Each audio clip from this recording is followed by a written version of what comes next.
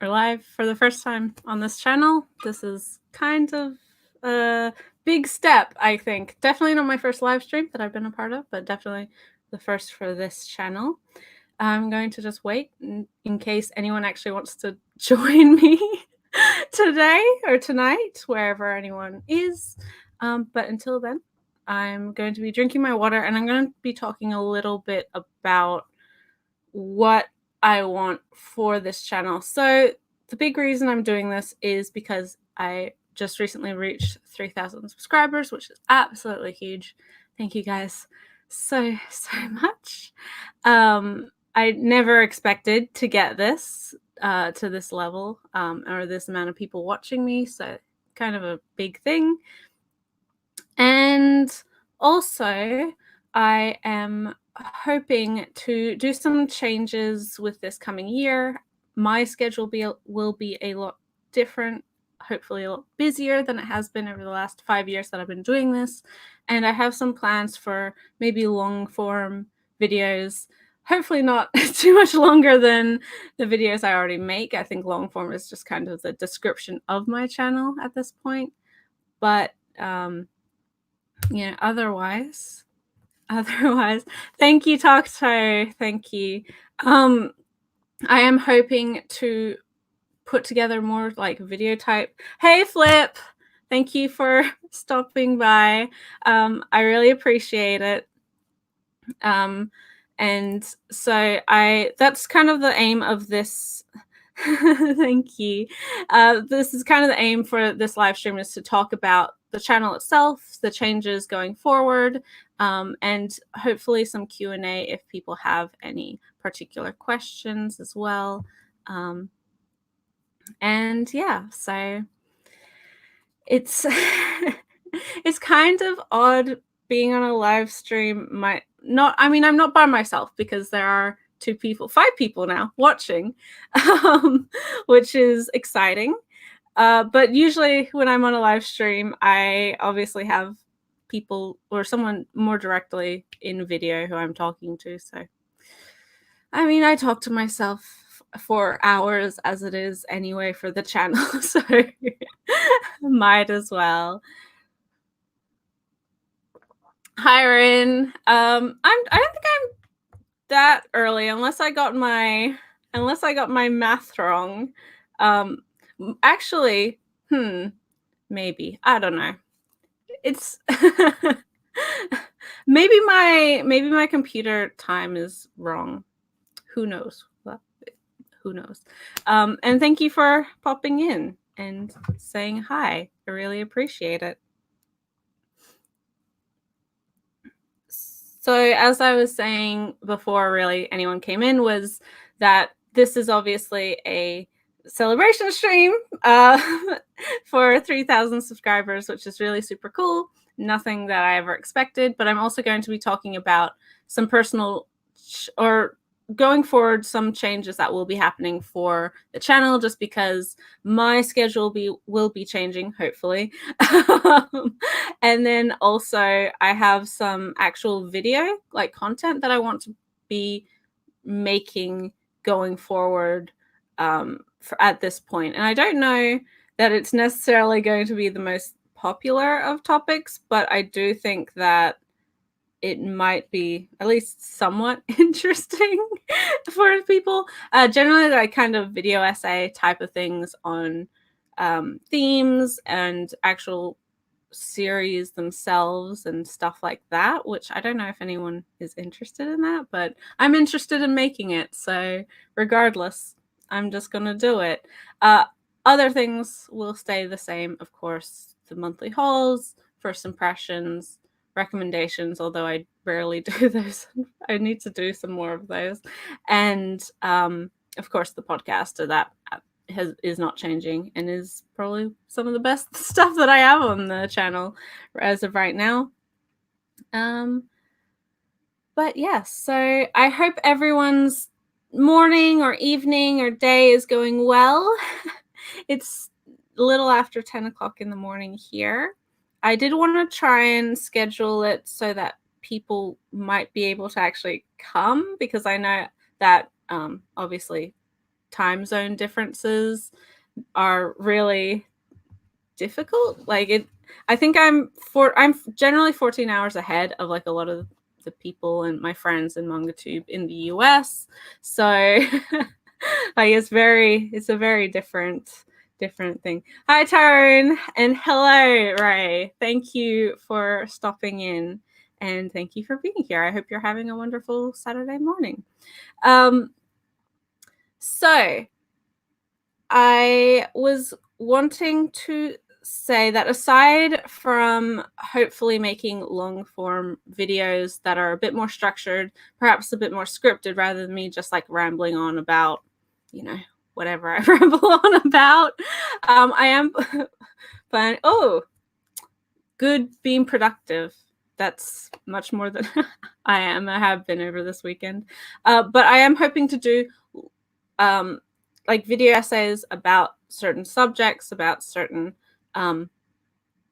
just different things that I think are very relevant. Oh, okay. So if you're interested in my job interview, thank you for inquiring, Flip. So I have a follow-up interview this week, coming week on Wednesday. So that's really exciting. They've given me, for people who don't know, I'm a recent graduate. I graduated with a professional writing and editing degree, and then also, which is an arts degree, and then I also got a accounting degree, which is again like commerce. So thank you. Less than 3 times to stop. And so I was actually, after graduation, I was actually recommended for a position at one of the major banks where I live, and yeah, so it went really well. I actually met with the head of their digital content like producers, which, so for me, my job would be writing content for their website, for their app, for like whatever they use, because banks do have to write a lot of stuff because they have to communicate with their customers. And I met her informally, and then I had my formal meeting last week, which went really well. I think it was her and then another woman who is a digital content manager, which is sort of similar to what I will be doing. And then so this coming interview, I have to write. I have to obviously show my ability and give some examples. They've given me some outlines of stuff to do, and then it's with a couple other people on the more like software side of things. Yeah, fingers crossed that I get the job, because it would be somewhere that I think would be well suited for me, especially with the finance background that I already have as well. So yeah, that's kind of where my personal life is right now. Obviously, I've had this big transition from being a university student for so long to now hopefully becoming a like functional and contributing member of society. And so because of that, a lot of my reading time will probably be impacted. A lot of my like video making time will probably be impacted. But my work schedule will be kind of inverse, because up until this point, I've been studying all through the week and then working on weekends. And it's only like certain free days or like afternoons or something that I've been able to film. Thank you, Cursive. Thank you. So hopefully if I'm working through the week, I won't have to work on the weekends, if that makes sense. So I'll have more time to film on the weekends. So hopefully that won't impact video making in general. But aside from that, so that's something that will probably impact the videos in the channel this coming year, just this transition in my life and things like that. But I'm not going to be stopping YouTube, or at least as of now, that's not the plan. And so I think also, because I will be in an industry that does allow me to focus a lot more on my writing, and I will have more time to work on that aspect. I will have more time to write more scripted videos about topics, things in a more essay structure that I can then film or record and edit and put together, and be a somewhat more discussion based or analytical, or I don't know quite the word, but that sort of type of video, rather than just like a first impressions video or something off the cuff that I normally do when I do my haul videos or whatever else. So I think that's something that it won't be so much about the community or the industry, what's going on. I mean, there may be industry stuff in there from the publishing side, but it won't be about like the current thing with the Australian politician. Like, I won't be commenting on that, just because I don't want to give that guy a platform, but also I don't really have an interest talking about that stuff. I'd much more have an interest in talking about like actual specific themes. And so, like, I'm a lit student, so that's what I'm doing. Hello, Lathis. Welcome. Thank you very, very much.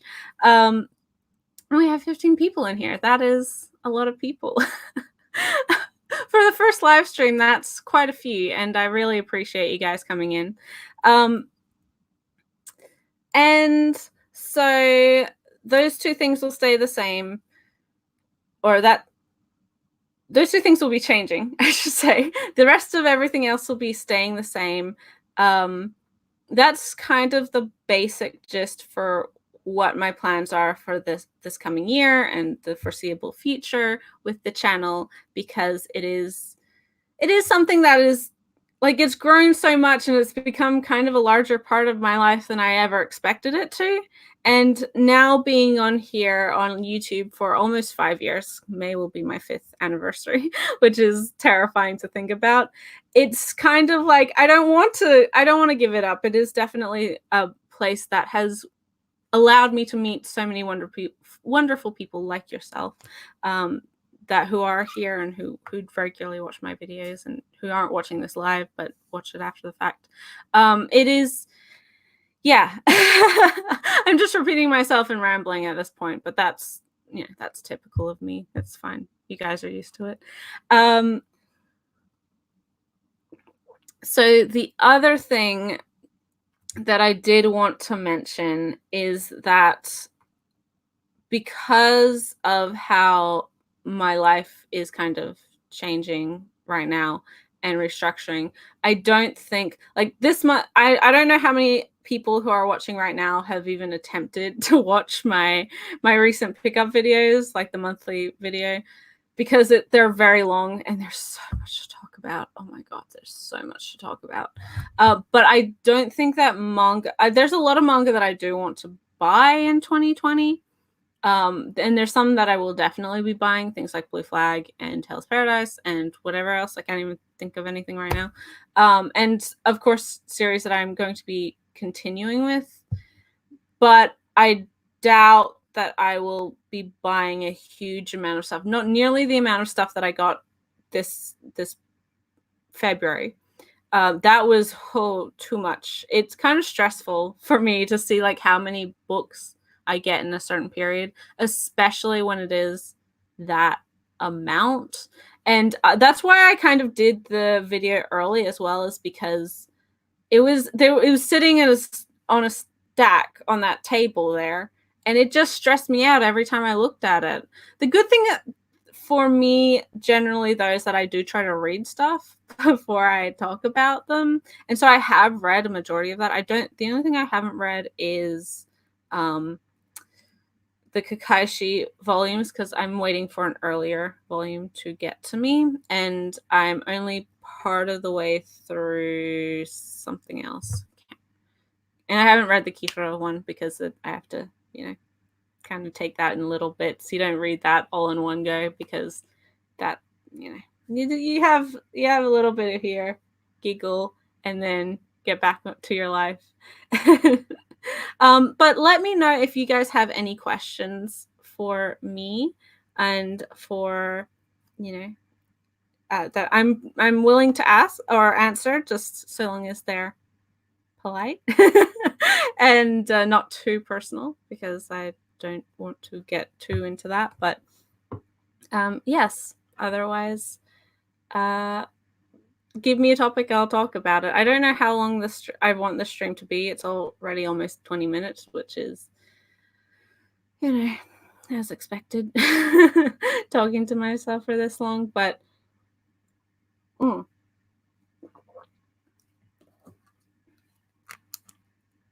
if people, I know a couple people have asked me about my opinion on the Australian senator anime ban thing. I've tweeted, or I've responded to tweets about it a little bit over the last couple days, and like I was featured in Lohali's video about it, and I didn't personally tweet about it or anything like that because it's so ridiculous. It's not something that's ever going to have any impact on the actual, like, what it's not going to ever amount to anything, which is kind of important when we're talking about the validity of news, because like, okay, because he's a very, like, no, I didn't know who he was. Nobody knew who he was. He's an independent, or he's part of an independent party from New South Wales,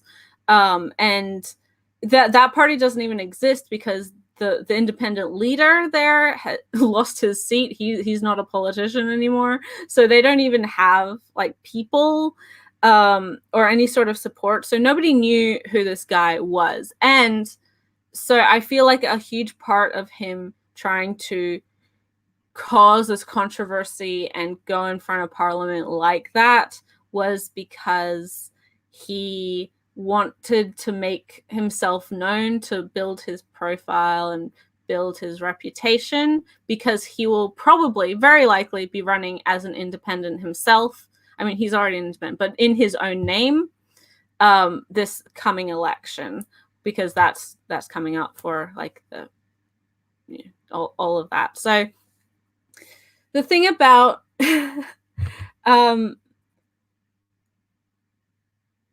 does it so Lythis has asked, does it actually have a majority support, or is it more of a protest or meme? I need to move my mouse because otherwise I'm going to be knocking this all day. Move my drink, move my mouse. So no, this does not have majority support in the legislature whatsoever. Like, nobody knows who this guy is. Nobody, and I think a lot of the current state is that it is like a meme. People, but I think he seriously wants to do it because he does care about exploitation of children. He just doesn't have any idea about what he's talking about. Australia does have very, very, very strict child exploitation laws currently, like already. And I mentioned in my tweets about it in response to Uchu Shelf that a lot of the titles that he was talking about that have quote unquote child exploitation, so kids doing sexual things. Hello, it's yourself. I'm talking about you, but in a good way, I promise. Is that we have a very, very strict. Yeah, exactly, Ray. So she's saying that whenever Miyu Sugita opens her mouth, she just causes controversy on purpose, which is basically what this is. So he's trying to make himself relevant by saying good stuff and trying to, like, oh yes, I care about the children. And I'm sure there's there's an argument to say that there needs to be stricter restrictions on like streaming sites and stuff like that.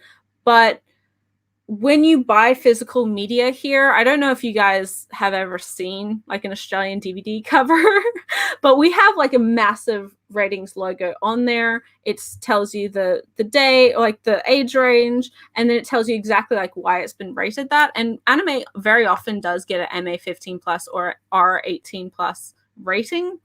And so he was asking to try and reassess that to be more in line with criminal law, because a couple years ago, one of the judges here ruled that an explicit image using Simpsons characters was classified as child pornography. So there's legal precedent that there may be a reason to change it, but I doubt that that will happen because we do already have, like, the classification board knows what they're doing, and a lot of things that do deserve an R18 warning, so stuff that is the level of like sexual and physical violence, like Game of Thrones, also gets that R18 warning. So we're quite good about that, and you can't buy it and be like, I didn't know what it was, so I showed my 12-year-old. And of course, like, I understand, because again, there is precedent, and there's proven cases of where like explicit cartoons and things like that do help child grooming and to like exploit children. But and I think most people are aware that like people are going to do that anyway, whether or not that's available, and the fact that it is available isn't what's causing that to happen, right? So it's not, I feel like it's not really gonna, do much. So hopefully that answers your question. The next question that I've gotten is, what's my favorite read of 2020 so far? That's probably Rose of Versailles. I also really, really loved My Androgynous Boyfriend. I knew that I'd love those ones, so not a surprise. I'm really also, I was quite happily surprised about A Man and His Cat, because I've seen a lot of like scans and stuff of that floating around before it was licensed, and so I thought it might be a case like The Way of the House Husband, where the funniest stuff or like the most heartwarming stuff was already online, and so then it wasn't necessarily worth, like, you'd already seen the best stuff, if that makes sense, or it wasn't as good as everyone had hyped it up to be. And so when I read it, and I was like, oh, this is so adorable and I love it, and so it was really, really nice to have that. But yeah, Rose of Versailles is probably my number one, not just because it's like 5 years in the making. It is a beautiful release, and it is a classic release, one that I just needed to be available. The fact that it did take so long makes it more satisfying that we finally got it. And yeah, Man Androgynous Boyfriend, I loved it even more than I thought I would, and I did a first impressions on that one. It's very, very sweet. If you like established relationships, domestic relationships, really supportive couples, and that sort of thing, and you don't mind characters who break gender norms and gender stereotypes, then read it, buy it, support it, give Seven Seas your money.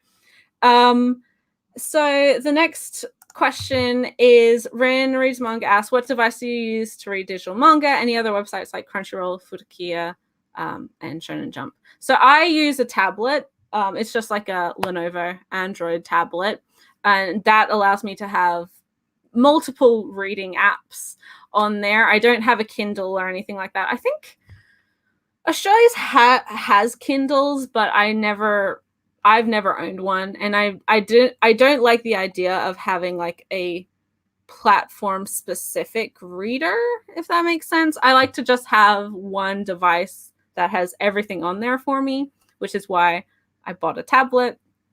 I have Kindle on there, so a lot of the books that I read are via Kindle, although I'm slowly moving from there because I am reading actually more on Bookwalker's app, because I like to support them more than Amazon. They're a Japanese run company and website, and they have really good like bonuses, like cashback bonuses and things like that. So if you haven't checked them out, they have a lot of stuff, not so much the Viz stuff, but if like Kodansha and things like that, get their books there. I use Crunchyroll. I use the Manga app, which is like perpetually broken, but it works for the most part. So, and I follow a lot of the ongoing Kodansha stuff there. Attack on Titan, which I'm hate reading at this point. Drifting Dragons. I've finished Devil's Line on there. I am reading To Your Eternity, and other stuff. There's a lot on there. Wave Listen to Me, which I'm really excited about. Print coming, and just whatever I'm interested in. A lot of the Kodansha, like simulpubbed stuff, I read on there. I read on Futakia. I am following quite a few series right now. That, for people who don't know, is the BL subscription service website, and I think it's really, really great value for money. I think they have a really great range of titles and creators, and they're very clear. They tag everything, so if you're not into certain tropes or whatever, you're very aware of that going into it. It has a spiciness rating as well, so explicitness and things like that. And I also follow Shonen Jump. Of course, I follow Shonen Jump and Manga Plus. So I follow Shonen Jump for a lot of the Viz titles, My Hero Academia, Chainsaw Man, Blue Exorcist. I'm reading Naruto on there right now. Thank you everyone who's just popped in whilst I've been talking. I am watching your comments. And just a lot of the, Haikyuu I'm following there, Demon Slayer. I'm caught up to where the chapters are at now. It still has a little bit of a gap, so I'm waiting for that. What else am I reading on there? Just everything, all of the major Dr. Stone stuff like that. And then I also, because a lot of those titles, most all of those titles are on Manga Plus as well, but I actually follow, for the most part, I do read Hell's Paradise on Manga Plus, because that's restricted on the Japanese, on Viz's site, because it's very violent and explicit, so they can't have it on the app. And then, so I follow that there. I felt this last week's chapter of Chainsaw Man, which was website only because of the explicit color page, I read on there. But I also follow Moonland, which is really a lovely gymnastics sports anime about a boys team in high school. It's very good. It's quite dynamic, and if you like gymnastics and that kind of stuff, then maybe check it out. I also really like there's one called Summertime Rendering, which is kind of a mystery. It reminds me a lot of Higurashi, where it's a looping storyline, and there's lore, and it has very Higurashi-esque themes. It's about a kid who goes back to his home island after being away for a long time, and he goes there because his best friend, childhood friend, died. She drowned. But when he's staying there to support her family or whatever, he runs into her, and she's still alive, and he's like, "What's going on?" And then so it's really, really good, and there's kind of weird shadowy monsters and stuff like that. So check that one out as well. There's a lot of really interesting non-Jump titles on there, and they are there in their entirety. I also read Blue Flag, because that's, how can I not? I love it. Although that is now only certain chapters. It used to have all of the chapters. Not anymore. Okay, so favorite ongoing on the Shonen Jump app from Justy Hooked. I would probably say, aside from Haikyuu, because I adore that series, Chainsaw Man actually surprised me in how much I like it. It's weird, and it's excessively edgy and violent for the sake of it, but it knows that, and it does it quite well. I think it actually is a pretty solid series. For all of my faults with it, I think Dr. Stone is really, it's fun. I appreciate it because it does actually have good science behind it. It has terrible character designs, but it has good science behind it. And then I also have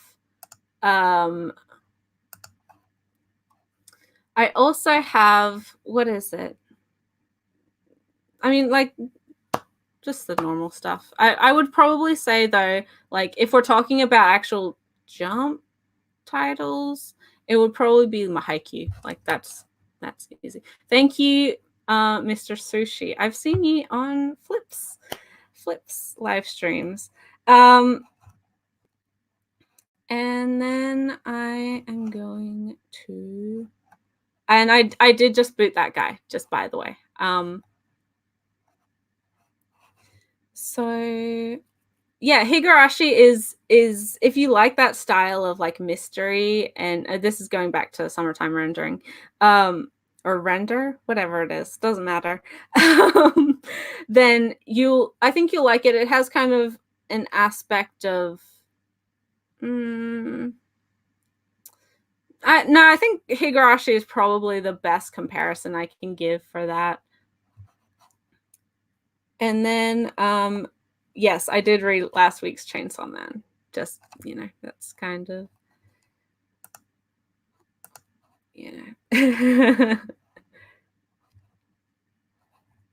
Hello, everyone who is coming. I have booted that guy twice now, so that's hopefully won't show back. But if he does, then, that's how things work out. We're gonna, okay.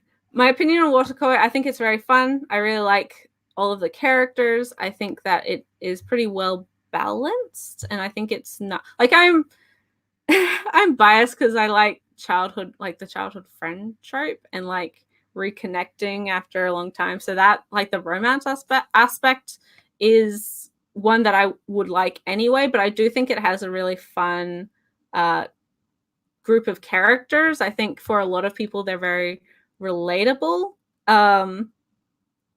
and it's, I think, as like people who are within this community who are into manga or games or anime or whatever the case may be, that you will see a lot of your own interests in there, and there's some relatability. I like it as well because there's quite a few references that it has a lot of references to things that are popular, but I didn't necessarily expect to be in there, right? Because a lot of manga references other manga, obviously, or anime or whatever. But like that, in one of the chapters, panels, whatever, that has a reference to like the free recap films that they go see at the cinema. I'm like, hey, I know that. I would have done that if I was in Japan. This is, it's my experience in the hobby. So it's quite fun. And I think that the live action looks very good.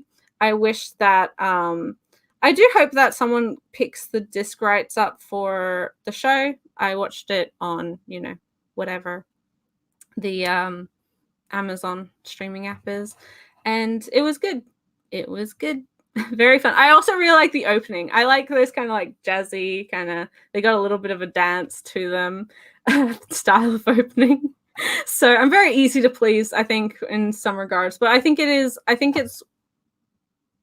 has a lot going for it. And if you like romantic comedies with a big emphasis on the comedy, then it's one to check out. Yeah, I think you'd really like Chainsaw Man Flip. I think it has a lot of really interesting aspects to it, and it's quite good at what it does. And then I have, so Rin says that Wotakoi.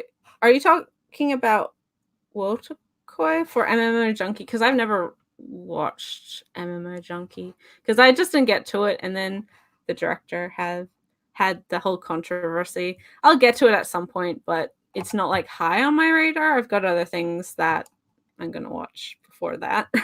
So Justy asked, what's my favorite Urasawa work? That honestly, hands down, is Pluto. I like a lot of Urasawa's work.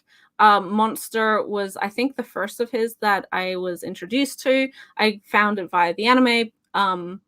I watched it, and then I also owned the complete series on DVD because okay, so it's kind of weird because when I was younger, I used to go to like the anime store. We have like otaku oriented stores or whatever here in the city.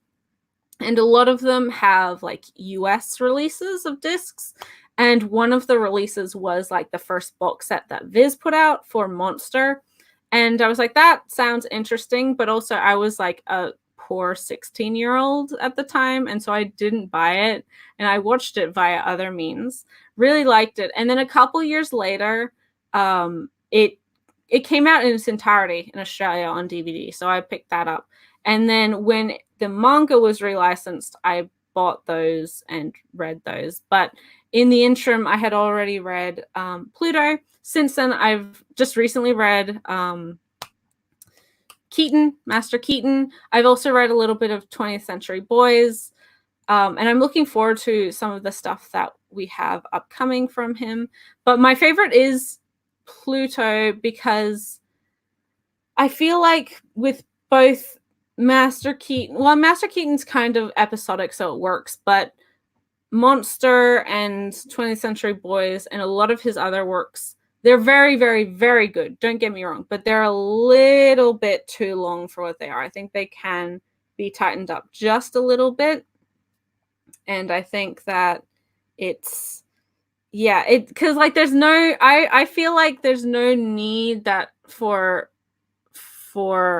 in the state that it is, in how it's written and Urasawa's style. I don't think that there's a need for Monster to be 18 volumes, really. I feel like probably 12 to 15 would have told that story just as well, but in fewer volumes, right? So, it's because, and I don't know whether it's because Pluto is based off of the Tezuka, like the Astro Boy storyline, that it is a tighter story or what, but I think having that restriction allowed Urasawa to like bring his best in a much shorter and more succinct way, which was for me a better experience. And I think that's kind of the strongest argument to pick that one up, aside from just being really, really good. My sister, she doesn't read a huge amount of manga, but she did read that one, and she cried at the robot dog. And so like to get her to care that much about a manga is kind of a really powerful thing, because a lot of the time she's like, this is dumb, I'm not taking it seriously, blah blah blah, whatever else. So yeah, that, I think that's kind of a testament to the writing, to the character, to the actual, and I like it as well because it is kind of a, like with Monster, it's a thriller, kind of crime mystery type of stuff as well. So so yes, hello. It is Chihai on my wall. Couple years ago, I had a calendar, and when it was finished, I put it in frames because I love that show. As longtime watchers will know, I adore Chihai. It's kind of my favorite. My favorite. It's a very important show to me and a very important series, and so yeah, I like having, this is my wardrobe, just by the way. So I like having the girls hanging out with me. And I am still reading. So it seems like a lot of people agree with me on Pluto. Again, thank you everyone who has come in. Oh, 24 of you now. That's, wow, that's a lot of people. Thank you. And welcome, Black Manga Critic. Yeah, so I've heard really good things about MMO Junkie. It's just that there's a lot to it that's kind of made me hesitant to now get to it, that it's just pushed it lower and lower and lower on my priorities. So just, I haven't read all of 20th Century Boys. I've only read the first two, like new perfect edition, so the first 4 volumes. I can't really say because it's kind of an in between, because I think 20th Century Boys is like a sci-fi, right? Like it's a sci-fi mystery type thing, and then Monster is more so like just a pure mystery thriller. Well, it's a thriller horror. Pluto is kind of like both of those things, but I think maybe with a more sci-fi element, it does deal, like, all of the characters, or majority of the characters, are androids, robots. So, and it is set in the Astro Boy world. So, you know, you have to take that into account because it is based off of that. But yeah, I think that it probably tends a little bit towards monster more than 20th Century Boys, but I can't really give a fully informed opinion on that because I just haven't read enough of 20th Century Boys to know. So yeah. So what's the most I've spent on a manga series? That's a good question. I don't actually buy a lot of like expensive manga or manga that is out of print and things like that. And thankfully I've never overpaid what I think a manga is worth. And I've gotten very lucky in certain regards to sales and how I find things. And you guys know me, I don't mind buying secondhand. I don't mind buying digital. I don't mind, anything. Probably the most I've spent on a manga was when I bought the entirety of Mushishi, which was probably in Australian dollars, that was probably $350 for the 10-volume series. I mean, it's 8 volumes, or 8 volumes. But that like in my brain, I'm like, well, that's only $35 a volume, which is a lot. Like it is a lot, but for the out of print prices that series certain volumes go for, it wasn't a huge investment. And as one of my favorite series, I didn't see it as like overspending on something. I wouldn't spend that kind of money on longer series that are harder to find because I'm not as invested or interested in them as other people might be. Like I don't have any real interest in spending the money that it would take to get Battle Royale, for example, or even like the new the new Berserk volumes. Their new releases, they're priced at like $60 Australian here. It's a good deal because you're getting 3 or 4 volumes in there, but like I don't care enough about Berserk to invest that money. Comparatively, like Rose of Versailles was $55. Like it's a similar price, but I care way more about that series than I do about Berserk. So it's kind of like new release would probably be Rose of Versailles. Maybe one of the like Poclan, something like that. Generally like a very high quality older 70s shoujo, or like a Fantagraphics release or something. But yeah, I think single volume, that would be entire out of print series would be Mushishi. I think the entire like new release of a series would probably be the Pandora Hearts box set. I can't remember how much I paid for that, because I know that Akira was less, and I know that Princess Jellyfish was less. So that one again is like a beautiful release. So I do think that it's worth its price, and it's a series that I do in the collection. So yes, we are on a 15-month Hunter x Hunter hiatus. I will say that, like, I don't know, even if we don't see any more, I'm quite happy. Like, of course I want to see more Hunter x Hunter, but I regard Togashi as like paramount. His health deserves the break. Like he doesn't have any obligation, and that's how I see all creators who take hiatuses. And I also feel like I've said this before on on other people's channels and my channel, that I feel that there's a hypocrisy with Togashi because he's in Jump as well. I think people are more aware of it when he takes a break for very legitimate health concerns, and then comparatively to Miura, who takes a break on Berserk, And like people, sure, they have memes about that as well, but they don't ever like begrudge him his hiatuses necessarily. I think it's just kind of skeevy how that works, because I don't know why some creators are allowed to do like get off scot-free, as it were, and then others are like constantly being judged for looking after themselves. Yes, I did see that Blue Giant is getting an omnibus release. I'm actually really excited for it. I haven't read any of it, but I do like music series a lot. I do prefer music anime, like, because I think obviously musical performance is a huge part of the series.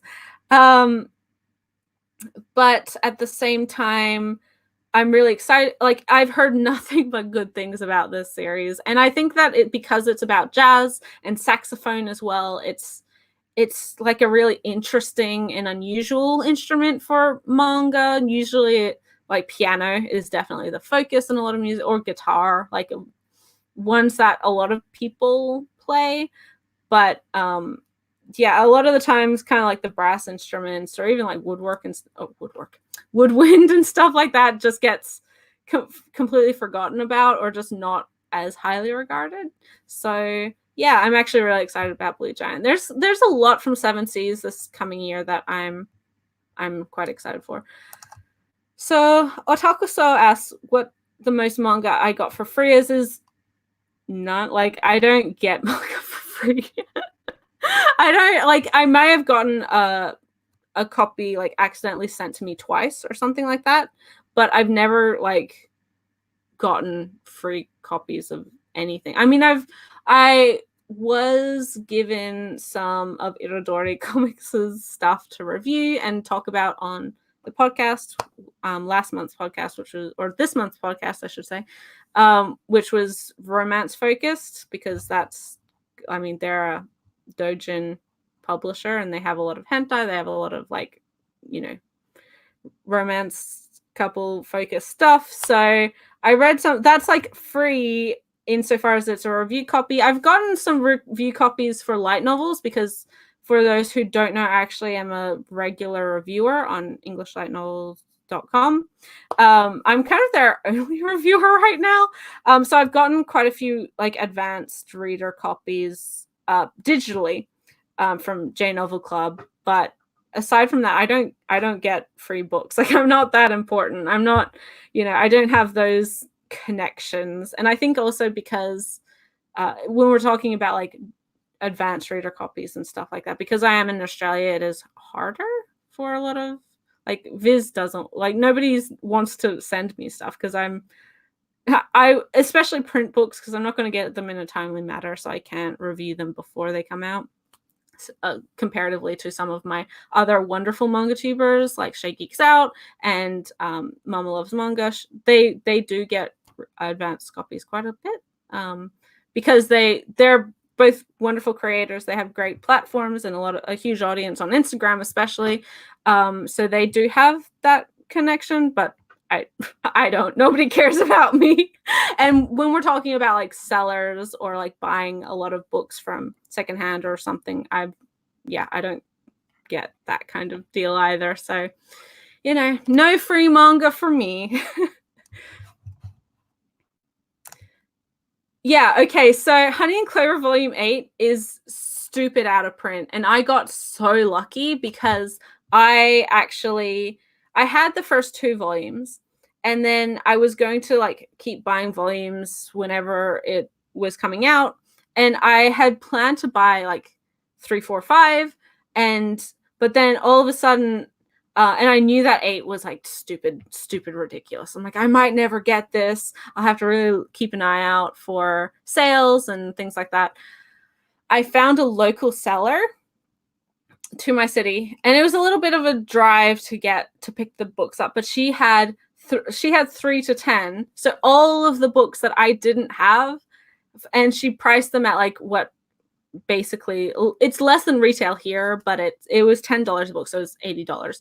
And that's about average for secondhand manga here as well, just by the way, unless it's a library edition. So I got really really really really lucky.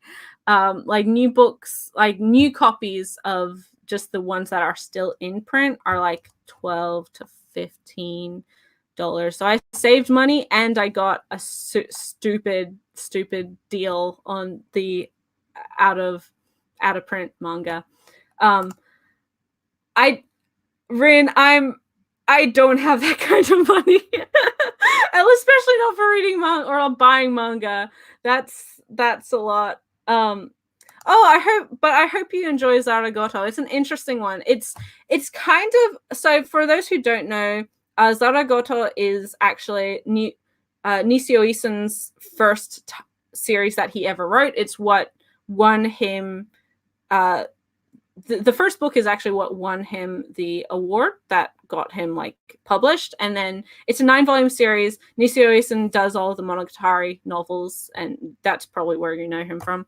But Zaragoto is a story about a guy and who's kind of an assistant to this girl who's a very she's a hacker or something. Like, she's a very elite computer person, and generally each book there's a murder and he has to solve it. And so that's kind of the setup for each book. And each book is like, it says what the murder is going to be. Like, the first book is decapitation, second book is strangulation, third book is suspension. So yeah, it's a violent like murder mystery type of deal, but it's very Nishio Isen. It has a lot of dialogue and characters just talking to each other and being so clever, because Nishio Isen likes to write characters that way. So yeah, I hope you enjoy it. It's interesting to see how such a beloved and prolific writer started out, and you can see so much of his like early or his stuff that has continued throughout his work in that first novel. Nyankees I haven't read just because it's like, if I would ever buy it, it would be digitally. It's not one that I like. I'm perfectly open to reading it. It's just not really on my radar. It looks funny, but it's not like, it's just not really my thing, and that style of humor isn't generally the kind that I find the funniest either. So, dream license announcement. You're gonna have to make me think. I've been really lucky because we've gotten so many over the last couple years that I really can't complain at all. I'd really like to see a Wandering Sun relicense. I know, like, it's not a perfect series. It's not even one that necessarily holds up to a lot of the LGBT manga that we get nowadays, but I do think that it's still very important, and it's kind of emblematic of that period. I liked Shimura Takako's work a lot, so it's something as a fan of hers that I'd like to see finished. I do think that it is at least earnestly trying to tell the story of these kids and their experiences as trans people. So that's kind of like my dream license as of now. Also, I would love another relicense. I would love if 12 Kingdoms got relicensed. I've had people like, no, don't do that, because then the fan translation. I don't care about the fan translations. You know what's cool? You know what's awesome is that like J-Novel has sometimes collaborated with the fan translators previously, so it doesn't mean that like all of that work is going to get trashed, and it doesn't mean that we're going to be years and years behind. I mean, we are anyway, because 12 Kingdoms has been going on forever, but I would love to own 12 Kingdoms as a physical book in my collection. Like, that's just one that I'd love to have. So those are kind of my two dream licenses. I can't think of anything else right now. I'll get back to you on that one. The funniest manga I've ever read, I don't know. It might be... I'm quite picky when it comes to comedy manga. I've like a lot of very popular comedy manga in the community and sort of in general aren't things that I find super duper funny. Like, they might get a chuckle out of me, but then I'm like, that was fine. I think like Horimiya has made me laugh quite a bit. Monthly Girls Nozaki-kun as well is very funny. But there's like I think Skip Beats made me laugh a lot. Like that's a very funny series as well. But like a purely comedic series, I guess, would probably be Nozaki-kun. Or Yotsuba as well has made me like laugh a lot. That's quite a funny series, and I think it hits the notes of being a comedy really, really well. I'm reading some of your guys' answers to this because yeah, it's interesting. Yes, March Comes in Like a Lion would be a really cool release. So hard to do because obviously shogi is like very, I don't know, I just feel like even though Go, like in Hikoro no Go, is very like, it's got a lot of rules, but ultimately the play is quite easy. You just, or like understandable. It's not easy, but it's understandable. You just support or surround the opposition's color with your color, and then you take that territory. Like it's people can understand that. Shogi is like chess, and people are like, I don't like. People can't understand chess anyway, like Western style of chess. So like shogi is just an added layer on top of that. I know it's like a drama and it's about the characters and everything else, but by having that and by having a lot of the terms and stuff, I think it is a level that's just a little bit too far for people who aren't that invested or don't have any background in shogi whatsoever. But I would like to see it. If not printed, it would be I think that's a pretty decent candidate for digital release. I know that's controversial, but I think it's one that could probably do digitally and maybe find its market. I feel like, I don't know about you in general novels, but I do think that light novels a lot of the time drop. Like they're really bad at indicating who talks to each other, so I totally get that, otakuso. I find some of the easiest ones in that regard are ones that are like actually published novels that don't necessarily have a huge amount of dialogue, because Nisio Isin is just like 100% dialogue. It's so much dialogue, so it is quite hard to kind of keep straight who's talking to who. They do a good job. Vertical does a good job at keeping it straight and keeping it consistent and things like that, and giving each character their own voice and whatever, but that's just his style. It's very, very much talking heads. I would, and then some of the other stuff that's coming out right now, a lot of them are web novels, so these are kind of independent or amateur writers who are finding a platform online and then later getting a published, and they have editors, of course, who like go over everything. But I think the style in web novels is similar in that there's not a huge indication of like who's saying what to who. I would say stuff like Book Girl and Bakuno, despite having so many characters in Bakuno and like Durara, I think that Narita is really good at each of the characters having a really strong personal voice, so you never get confused. And the translation team doing a really good job at preserving that, so you never get confused as to who's talking to who. I think even when you have like 5 characters in a conversation, you're always like, yes, I know who that is, and that is, and that is, and that makes sense. They would say things like that. So you have a really clear idea of where everyone is and what they're saying and what they're trying to achieve.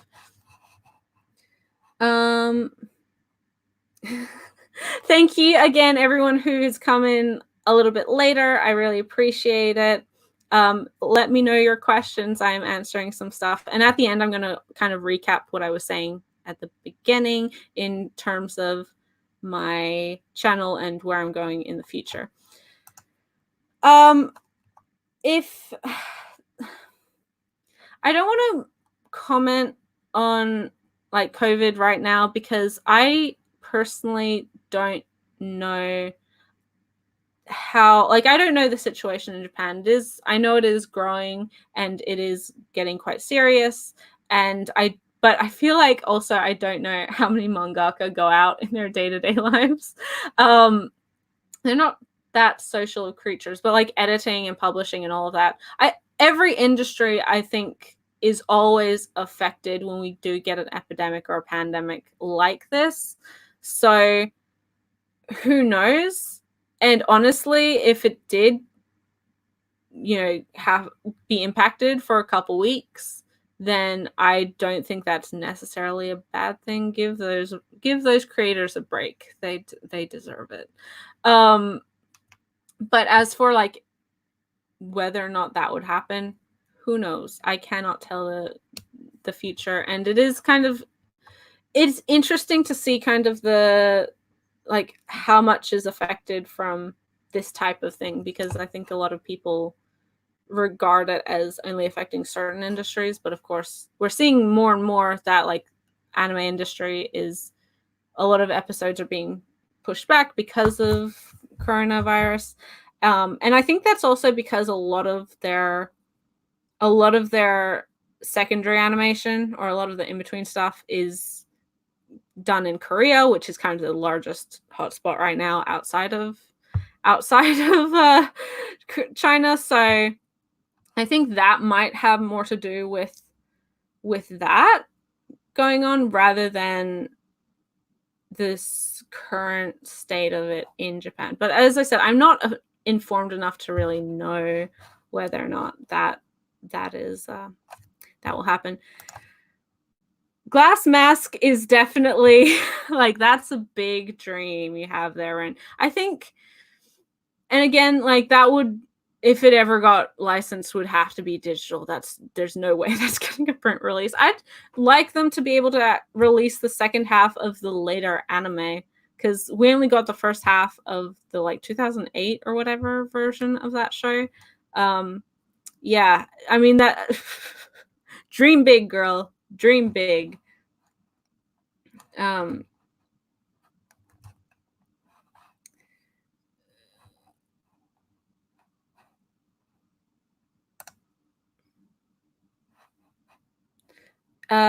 Yeah, I think so. With this question talking about light novels and not indicating who's talking very well, yeah, I definitely think it is because it is the web novel format, and a lot of these people are coming from, I would assume, like fan fiction-y or like original online fiction-y backgrounds, where, and don't necessarily have like I don't want to say this like proper training, but they didn't study writing, or they haven't gotten in it, and you don't need to like take this from a student, like a writing student, especially when it comes, like, there's a lot of valuable things you learn in tertiary education in regards to writing, if that's something you want to dedicate your life to, but I do think that that's not inherently necessary to be popular, and it's absolutely a proven thing, with all of these new web novels that are getting published and getting anime adaptations and everything else. I do think that it is kind of not having that usual structure and editing influence during the writing process that has led to that being the general state of affairs. Well, it's part of that as well, but it's also like Ray was saying, that is in general novels, it is a lot more obvious as to who's writing to who or talking to who, just in how it's structured. And so there is a difference. Like, like people who go through professional lines of publication versus independent or like fan or like self-publishing lines are very like, there's definitely a difference. I don't know if any of you have ever bought like a self-published book off of Amazon or something. And even the way the book is made, like the print-on-demand books are made, are like very different to just a general like trade paperback. There's a lot that goes into publishing, into editing, into the writing, all of this. So that's kind of like what I'm commenting on versus like just the difference between English and Japanese. So yes, thank you, Aisha. I really appreciate it. And and Natalie as well. Everybody, thank you so much. I really, really, really, really appreciate you guys coming in. And wow, I've been talking for over an hour now. Typical. Who would have thunk it, right? Who would have thunk it? Have a good night, also, Mr. Sushi. Yeah, thank you for dropping in and spending some time with me in this live stream. So we have my dream anime adaptation. The thing is that I feel like a lot of the series that I follow that I would want an anime adaptation for have an anime adaptation already. Because for a lot of the titles that I love, that I follow, I don't feel like an anime adaptation is necessary, and I don't think that it will elevate it necessarily, if that makes sense. I think that if done well, something like Requiem of the Rose King could be very compelling, and hopefully that would draw more people to trying the manga, because that is a phenomenal series and I think people would like it. On a similar note, I think that something like Delicious in Dungeon would probably do pretty well as an anime, but a lot of my favorite titles have anime adaptations. Even some of the not as popular titles that I love, obviously Chihai Furu has its 3rd season coming out right now, but even things like Children of the Sea had a beautiful film, phenomenal film, loved it. A little bit esoteric if you haven't read the manga, but it's very, very good. The Vinland Saga anime was very strong. I think there's problems with every adaptation, but I think it was very, very, very good at what it does. Emma has a very good anime adaptation as well, even with like the original ending that it has. So a lot of the a lot of the titles that I follow that don't have anime adaptations, I don't feel will necessarily be adapted well enough to say that it was worth getting an adaptation, if that makes sense. Like, there's so much detail and beauty. Like, it's like how I feel a lot of Clamp titles don't translate very well to anime, just because the art is so highly iconic and detailed, and there's so much to it that you just cannot do in an animated form, and thus you lose something from it, right? In a similar vein, something like A Bride's Story, aside from the issue of like the age gap and with like a modern context versus the historical context, just there's so much beauty in Mori's art that you could never capture that properly on the screen, unless like it just, you can't do that. You cannot animate something with that level of detail unless you have some ridiculous type of movie budget for every single episode. So yeah, I mean, if we're talking about stuff that had a bad anime adaptation before, or like a kind of mediocre one, and to get rebooted or something, even that, like Fruits Basket would probably have been my go-to, but that's gotten redone, so I can't complain for that. Something like a 2nd season for Princess Jellyfish would be very strong. I know a lot of people want a 2nd season for Orons and stuff, but I feel like those shows stand on their own so well that you don't need a continuation. And neither of those particular series, they're open-ended. Like, they're not wholly conclusive, but they're conclusive enough that they're satisfying, right? So yeah, I don't know. There's not a huge amount that I'm reading. I think that Hell's Paradise, actually, if that got an anime adaptation, again, would probably draw a lot of people into the manga, because that's very action oriented. It's similar to a lot of other kind of popular stuff right now, and you know, I don't know what we're talking about. So the next question is, what box set have I always wanted? There's actually not a huge amount of the box sets that have been released that I would want to purchase that I haven't already purchased already, right? Because I have the Noska box set. Oh, there's one. And it's not an always wanted one, but it's one that I would like to pick up in the future. But the ones I currently have are Noska. I have Pandora Hearts. I have Princess Jellyfish, which was a repurchase because I bought the singles as they came out. I said Pandora Hearts, right? And I own Akira. I think those are my and Oron. So those are the 5 that I currently own.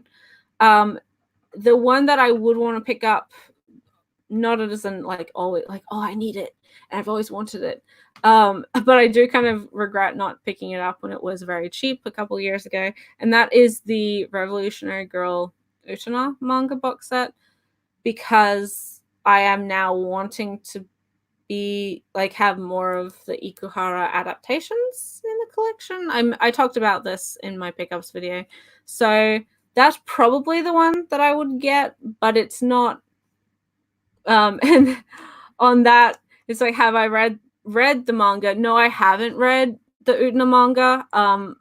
It is very obviously inspired by Rose of Versailles, like a lot of titles are inspired by Rose of Versailles. Like it's very it's I cannot emphasize enough the influence that Versailles has on not only the shoujo manga industry, but just like the industry in general and in Japan. Like it's still a huge thing that people love and pay money for. So yeah, like I too much exaggerate. There's no such thing as too much exaggeration when we're talking about Versailles. And I haven't heard like the best things about the Utena manga, but I am interested in it. And again, like the adaptation stuff, I like seeing different versions of similar things. And going back to light novel writing, this is kind of an argument as well that you can have with like young adult novels or like middle grade fiction to like lit, like modern lit or classic lit or whatever. Like it's just, there are 4 different audiences, or the reader has a different expectation for them, so that the skills involved are purposefully different.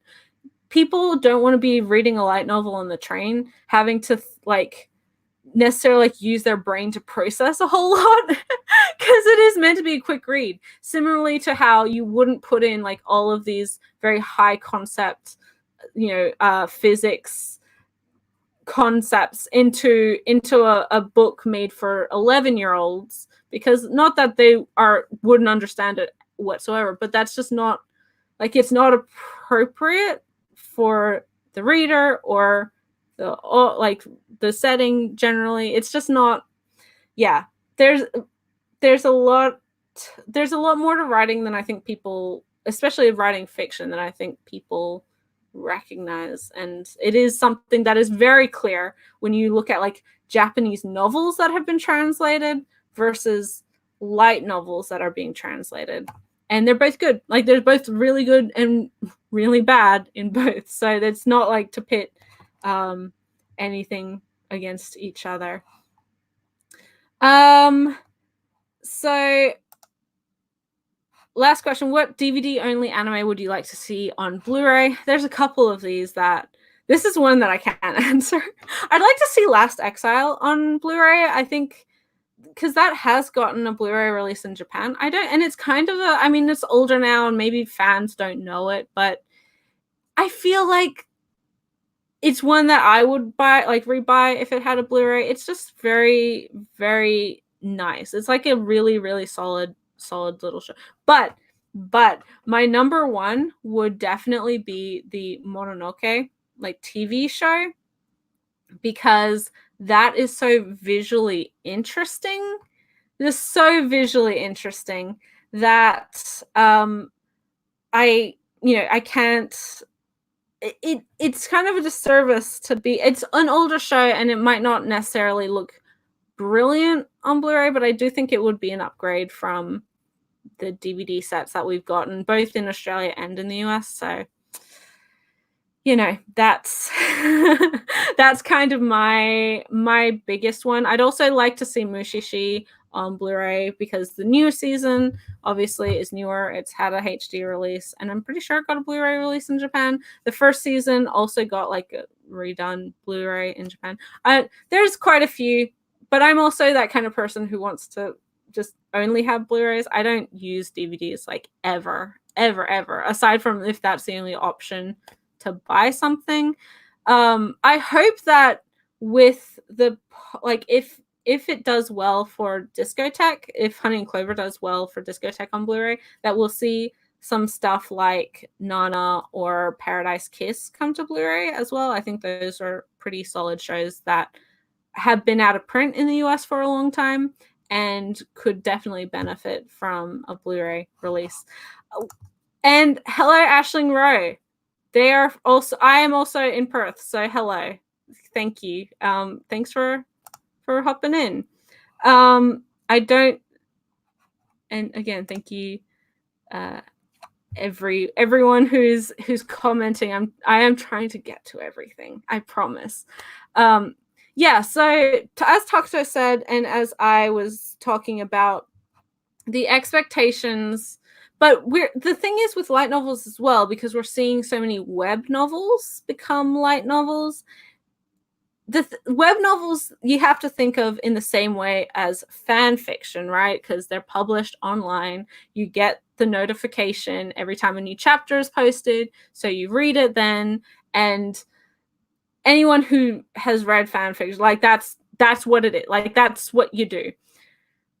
But the thing is, like with web novels, like with fan fiction, there's some that are short and sweet in 1,000 words or 5,000 words a chapter, and then there's some that are 30,000 words a chapter, and it's like an ongoing sprawling fantasy, and all of this is going on. So I mean, even again, amateur writers, there's a huge spread of things. And so even within light novels, the Ascendance of the Bookworm light novels, they have each arc broken into smaller books, because if they just publish that whole story in one book, you couldn't be able to read it, because the spine would be this thick. And they're big. And over time, stuff like 12 Kingdoms have gone longer and longer and longer. Tanya, the Saga of Eagle. Oh my god, I cannot speak today. Tanya, the Saga of Evil, which is not a series that I read, but that looks like just a novel. There's nothing light to that book, and they get longer and longer and longer as well. So there's definitely stuff I know No Game No Life is very easy to read. They're sometimes they're 80 to 100 pages, just quick, snappy, just get you in and out. Whereas Tanya, you're sitting down, dedicating 300 pages to the story. So even within the light novel industry, there's a huge diversity. Hi, Lita. Thank you for stopping by. It is kind of, I'm still really amazed that I've gotten to 3,000. And I hope that people do try, what type of red? I do hope that people try to try light novels, because there's a lot of good stuff out there. There's a lot of terrible stuff out there. Don't get me wrong. I hate a lot of stuff, and there's some terrible trends. Let's not mention slavery isekai, but there's other stuff too. But there, for every bad one, there is a decently good one, if not a great one. And there's some really good stuff. And I think that publishers, for the like, they're publishing the stuff that is very popular, that's getting anime and a lot of fans around it, and a lot of online buzz, which is why we are seeing a lot of web novels getting licensed recently. But also, they have some stuff that is also popular, also well known, but a little bit less just like this title of the moment, if that makes sense. So this is, I guess, the continuation of the last one. What type of red wine do I drink while reading manga, and when do you make the time to read? And yes, thank you for the Chahaya Furry stuff. So I'm not classy at all. I drink this $6 red wine from Aldi. It's a good wine. I don't really like I don't really drink when I read, if that makes sense. Because for one, I'm not much of a drinking person socially. Like, I don't go out to drink for fun. I will drink if I'm like out with friends for dinner or whatever, but I don't like go out to bars and party and stuff like that. Red wine I prefer over white wine, just because white wine a lot of the time is very sweet, and I don't like the sweet gives me a headache like almost immediately. So like non-fruity white wines are fine, but I don't drink a lot of white because of that. White is a morning wine. You drink that with brunch. But generally I drink like with dinner or, something like that. And it's generally a red wine. And I like the Aldi red wine is $6, tastes just as good as a $25 bottle. And it doesn't cost me $25. And so yeah, that's kind of what I drink. I also drink like not so much anymore because the sweetness factor, but I used to drink like gin and tonic quite a bit. Now I drink vodka and soda, which not like soda pop, but like soda water, which is good. Or like, but I don't drink a whole lot because I feel like if I have 2 glasses of red wine, I'm like, I'm about to go to sleep. I'm ready to sleep. I don't need to drink anymore. So it's not something that I'm generally doing. And I don't drink anything usually when I'm reading manga, unless it's water. Like, I'm drinking water right now. So,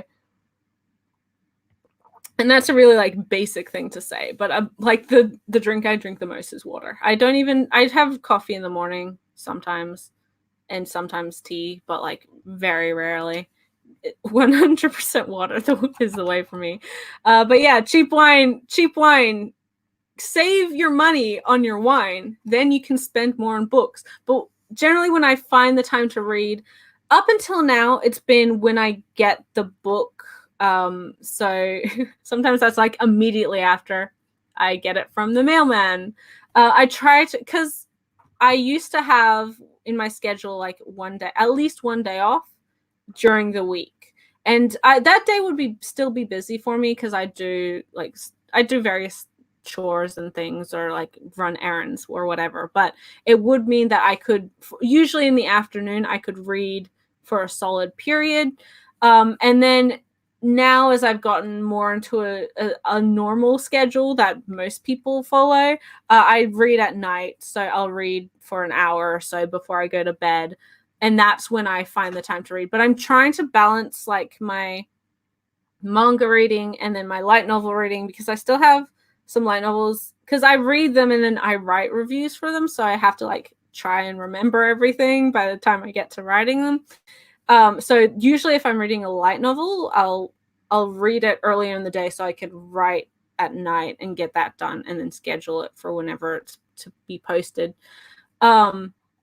So yeah, that's kind of where I find the time, but it's When I was younger as well, not that I was reading a huge amount of manga, but I live kind of far away from a lot of the major city, and if I get the job that I'm currently interviewing for, it would mean like a 45-minute train ride for me, and then I can read a lot of like J Novel Club's stuff or like whatever digital manga on the train on my phone or on whatever else that way. So that would be like a solid hour and a half for the whole day, going to work and coming back from work, that I would have. And so that's kind of, you find little bits and pieces here. And that's why I do like digital so much as well, because it is kind of reading on the go versus like when I'm driving, because I can't do anything aside from listen to music or podcasts then. So we have a lot of support for the cheap red wine. Yay. I also drink champagne, but that's like for special occasions. And so Natalie has a good question here. Do you go back and reread your manga often? I always collect with the intention to reread, right? So I always like to buy things that I know that I will want to reread in the future. Does it mean that I reread a whole lot? Not that much, because there's so much new stuff coming out. But I will say that I have, over the last couple months, whilst I have had more free time after, like in the interim stuff of graduation and finding work and whatever else, that I've read oh my god, I cannot talk today. I've reread stuff like Nabara no O. I've been rereading some I reread Otherworld Barbara just the other week, because we have an upcoming podcast on year 24. So I read that, read Rose of Versailles, read Poclan and Heart of Thomas. So I've been preparing for that. That's been rereading stuff for me. Aside from that, I usually try, sometimes it's been like so long between volumes that I'm like, I don't know what's happened, who's doing this. So I will reread like a couple volumes before the most recent one. Stuff like Kaze Hikaru that gets one volume a year. I'm like, okay, and Oku as well. Like I have to go back and check, because there's so many characters and like political scheming and stuff that I feel like if you don't go back and reread, then you're gonna be totally lost. And the other one that, like, I feel kind of hesitant to reread some series like Haikyuu, because I know that once I start it, that's all I will want to do for like 3 days when I get through that whole series, because they're so like addicting and so compelling, and you just get so engaged to them. But I've been reading like Fullmetal Alchemist as the Fullmetal editions have come out. There's been times where like with new editions I'll reread stuff. Drifting Classroom is another one of those. So, I reread, not like I don't have like a set amount of rereading that I do every month or anything like that, but if I get the urge to revisit a story, then I will generally pick up the first volume at least and try to read it. And usually that's a really good experience. I'm really, really happy with kind of my schedule right now and with that type of situation. And do I unhaul for my collection often? I would say I unhaul probably more than a lot of people who collect books or manga, but not often enough, if that makes sense, because I keep very good records of like what I have, what I'm reading, what I'm buying, that sort of thing. And my current collection is sitting at just under 1,200 manga. It's at like 1185 or something, which is a lot of books. But for some people, that's like not even close to their collection. So I know that, and I've said it before, I like to keep a collection that is manageable for me and that I want to reread a lot and things like that. So the last unhaul I did was in late November, early December, so a couple months ago now. I'm probably due for another one, but at the same time, I feel like I've gotten to the point where there's not a huge amount that I would want to get like taken out of the collection, just because I am so much more aware of how like there's no like big series, like complete series that I would want to take out. There might be one or two, but there's really not like a huge amount of change in that respect that I would do. There might be one or two like volume ones that didn't live up to expectations or something like that, but otherwise, you know, there's not going to be a huge change, and that kind of scares me, because I'm like, it's only like the number's only going to be growing upwards from here. So yeah, I think unhauling is very healthy for a collection, and I encourage people to do it, but I am quite happy with where my current collection is, and I try to go through it, like really go through the collection every like 6 months. Whether or not that's successful is debatable, but that's kind of my goal right now and over the last couple of years. So the Leavin' I Don't Mind, the podcast is actually on this channel. I co-host it with the very wonderful Whimsical Pictures, who's in the comments right now, and it's called the Read Right to Left podcast. And so we talk about manga and various like genre of manga, but also we have some creator focused ones, some actual mangaka focused ones. So we'll talk about multiple titles from one mangaka. We also have some like singular series discussions or podcasts coming as well, which I hope that do really well, because there's some really exciting titles that we want to talk about. So yeah, if you're wanting to, I'm still really bad at like trying to figure out how to post it to other platforms and things like that, especially when a lot of them are like hard to use or they cost a lot to use. So I'm just trying to figure out where I want to post it so that it is more available for people to find and not have to sit down and have it on their phone or computer or whatever on YouTube. Yeah, I'm very lucky, Natalie, in that my memory isn't like my maybe it's obvious, but I have a lot of like, my memory does remember a lot of stuff, which is why I'm able to talk about something for 3 hours, no problem. But sometimes if it has been a while, it's like I don't know who is like, I know who these characters are, but I don't remember what was going on. And then sometimes you'll go into a volume and it's like the aftermath of a big cliffhanger or something. I'm like, what happened? And then you're like, oh wait, no, I gotta go back. So I totally get it. Like it's definitely yeah, definitely something that I can understand. And I can only imagine that having a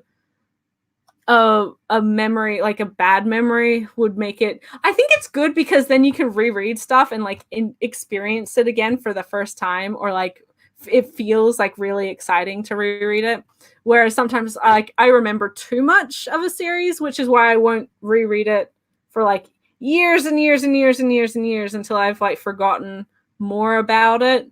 Aside from like, oh, I really loved this, then that's a really good opportunity for me to go back into a series and see if I still loved it, or if that's just like the nostalgia of being 5 years younger and reading it. Yeah, Rin, Kaze Hikaru just finished volume 45. We are getting volume 28 in August of this year, I think. Volume 27 just came out a couple months ago. I say it was like August of last year. And so it is like one volume a year. I feel like maybe because it's finished now, we might see 2 volumes a year, fingers crossed. But I also don't count on it. But I do think that one of the reasons it hasn't been dropped by a Shoujo Beat or Viz is because, you know, I have to... they have a contractual obligation to finish it. Like they've signed the contract that says no matter how bad this sells, you have to publish it in its entirety. Yeah, so I the way I track my collection is actually I have a Excel spreadsheet. Like I'm not high tech or anything. Like I don't do anything fancy, but I just have a spreadsheet. So it has the titles of the thing, and then a column for artist, a column for author, and then a column for I do publication dates, so like when it was published in Japan, and then when it was published in English, and then publisher, translator, and then any additional notes, things like if it's an omnibus release or hardcover or re-release or whatever else, whatever. And also one of the columns is like how many of volumes of that series that I have. And I tend to buy things like in order. I don't buy like, oh, I'm going to get volume 8 and volume 13 and volume, 45 because they're all cheap. I will, I mean, I might, but it's usually I'll get 1, 2, 3, and then like 4, 5, 6, 7, 8. I do that rather than like having bits and pieces all over the place, because I like to be able to read it as it goes, and I don't like to have like stray volumes sitting on the shelf. So that's how I keep track of that, and it's a Google like Sheets one, so it's synced up to my phone, so I can check where I'm at, or like if I'm in a store or whatever, I can see which ones I have, insofar as like, oh, I might have 6 volumes of Hakume Mikochi, so I know that I need to get 7 or 8 or whatever else, and then that makes it way easier. And then you can just sum all the totals of the actual numbers, and then you have your total collection amount. It takes a day or however long. You have to dedicate some time to logging it all out, and you have to add stuff when you get new stuff, of course. But I think it works for me if you have that kind of time to dedicate to it.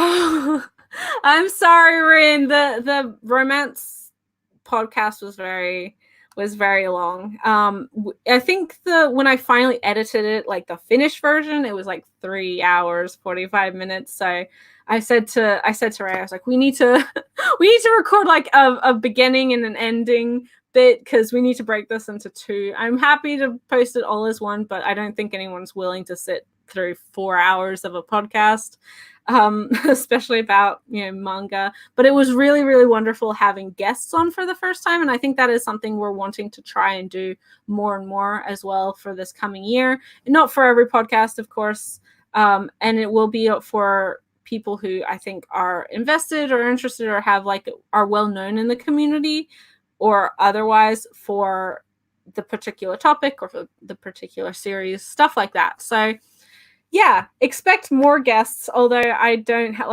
we don't have anyone like set in stone or anything like that as of yet.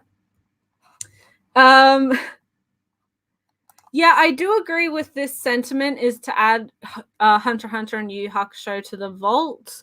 But I do also think that it is probably to do with the hiatus. I think at least Hunter x Hunter will join the Shonen Jump app in its entirety once the manga comes back. So it might be another year. Who knows? We cannot predict Togashi's schedule, but yeah, there's I think there's definitely reason to believe that that's why we haven't gotten those yet, because I'm sure that a lot of people those 2 are definitely titles that people are like, why don't we have this one yet? Why don't we have this one yet?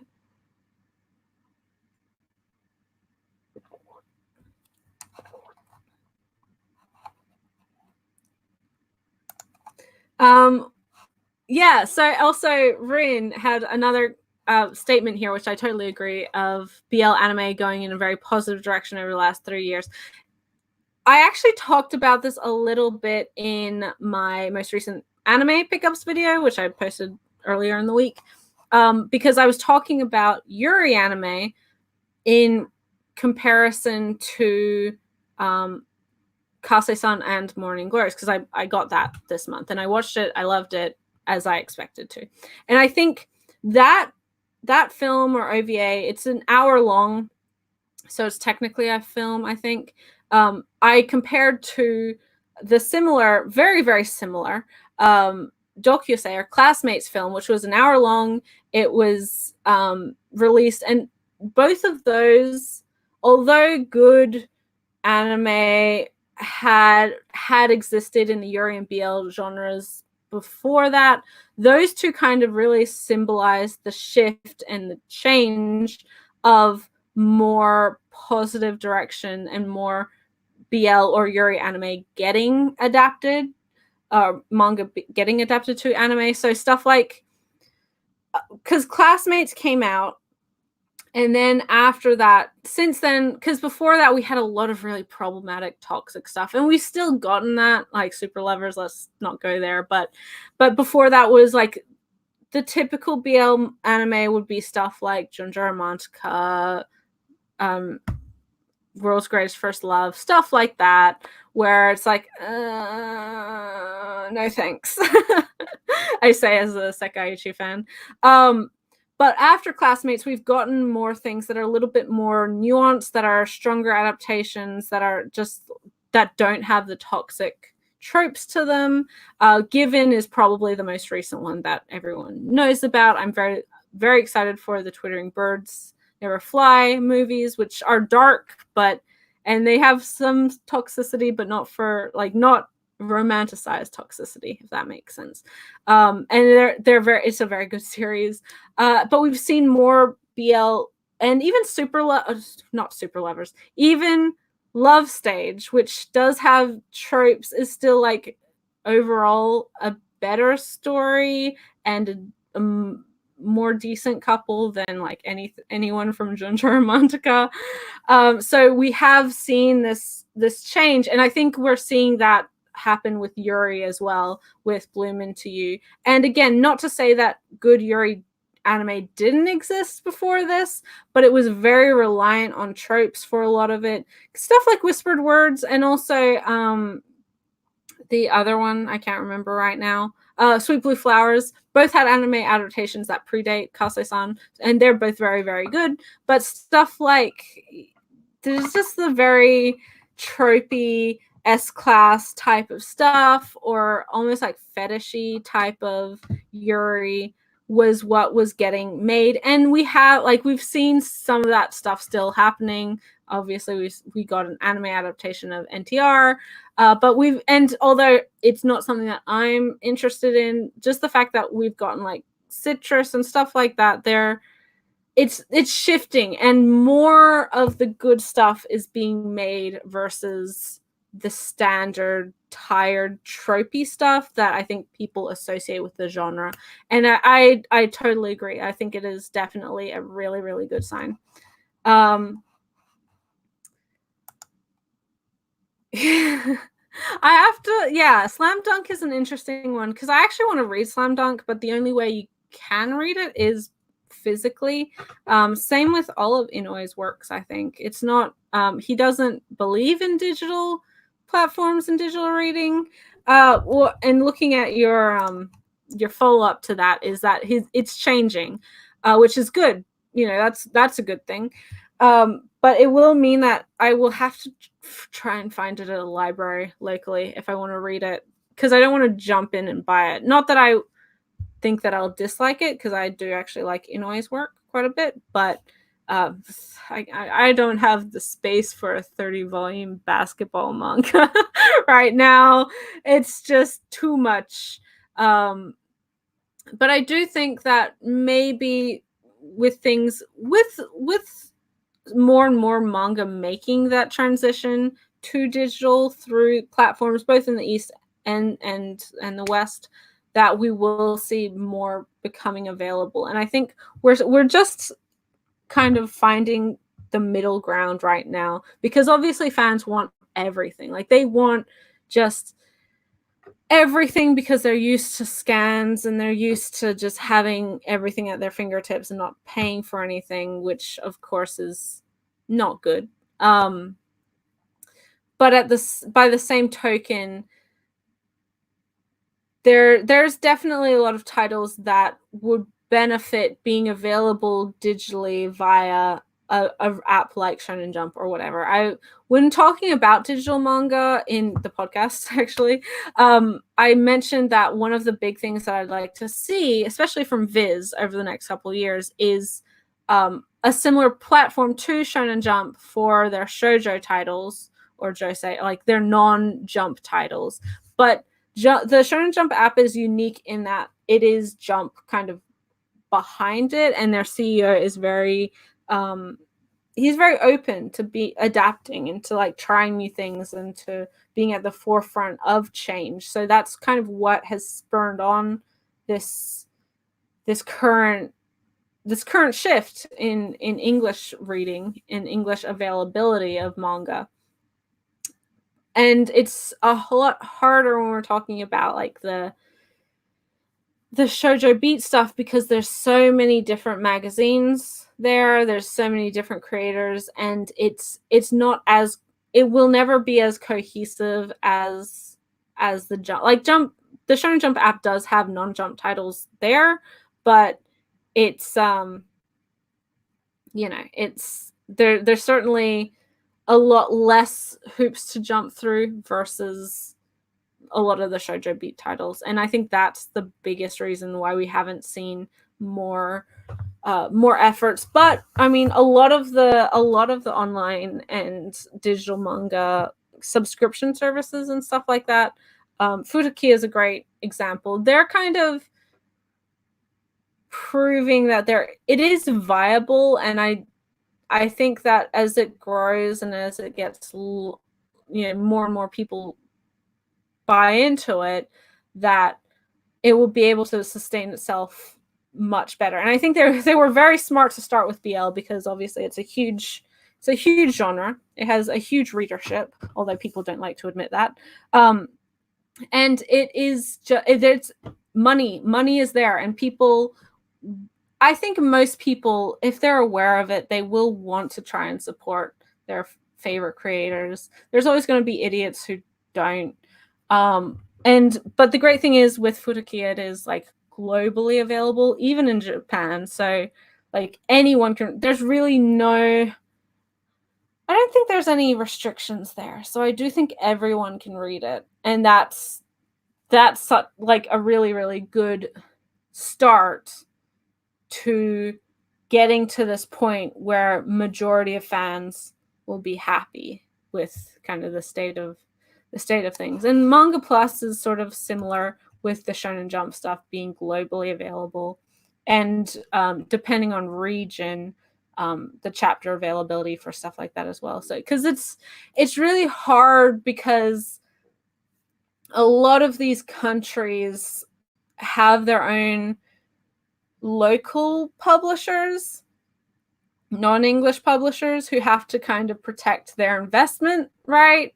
Because why would a French company invest $1 million to get the licensing rights for, I don't know, Demon Slayer, and then spend more money to print and translate and all of these things for a French edition, if majority of their readers can read it for free in its entirety in English, which, I mean, I'm not saying that every French person reads English, but a lot of scan readers are reading in English. So it's, why would they then invest? Like, they wouldn't make their money back, is the bottom line. And so I think it's very complicated when we get into more localized publishing, because the US obviously is huge. It's home to the 5 big publishers, and a majority of English language publishing and non-English language publishing is kind of subsidiaries of that. So, but at the same time, it's not like an overwhelming global monopoly, and you don't want an overwhelming global monopoly in any industry, but especially not publishing, when there isn't any money to be had as it is. So it is a complicated issue, and I think people don't really understand that as well as they might think that they do. But I am continuing on with Real. I do actually want to read Real as well. I have to see if my library has it. I know my library has like an odd volume. It's like volume 3 or something. But I'll have to check all of the different library systems that I'm a part of because, yeah, I'm sure somebody must have it. Somebody must have it. And if I like it, then, you know, I'm sure I'll be able to buy it because considering especially that Real is ongoing and Slam Dunk is a perennial seller. I don't think that one will ever go out of print. I'm not too worried about buying it immediately because I think Inoue's name is just too important and too well known to allow his stuff to go out of print. Oh, hi, Boogie. Thank you for popping in. And I hope you enjoy. We've talked about a lot of stuff from publishing, digital manga, dream licenses, and also changes to the channel. If anyone else has like questions, I spoke about light novels as well and kind of my favorite stuff, plans for not only the channel but for the podcast as well. Yeah, let me know because I'm happy to answer any questions. But yeah, I do agree, Rin, that I think Real has an element to it, just because obviously it's about wheelchair basketball. It has an additional element to it, and I've heard that it's a very strong like character drama, which is I enjoy that type of thing, so that's cool. But otherwise, yeah, I'd like to read both, and but the big thing is like Real is half the length currently of Slam Dunk, which makes it a lot more accessible to read. I say this, but I am currently reading Naruto, and I'm 40% exactly of the way through. That has been an interesting experience. I've also been reading One Piece at the same time, but I haven't read One Piece for probably 2.5 weeks now.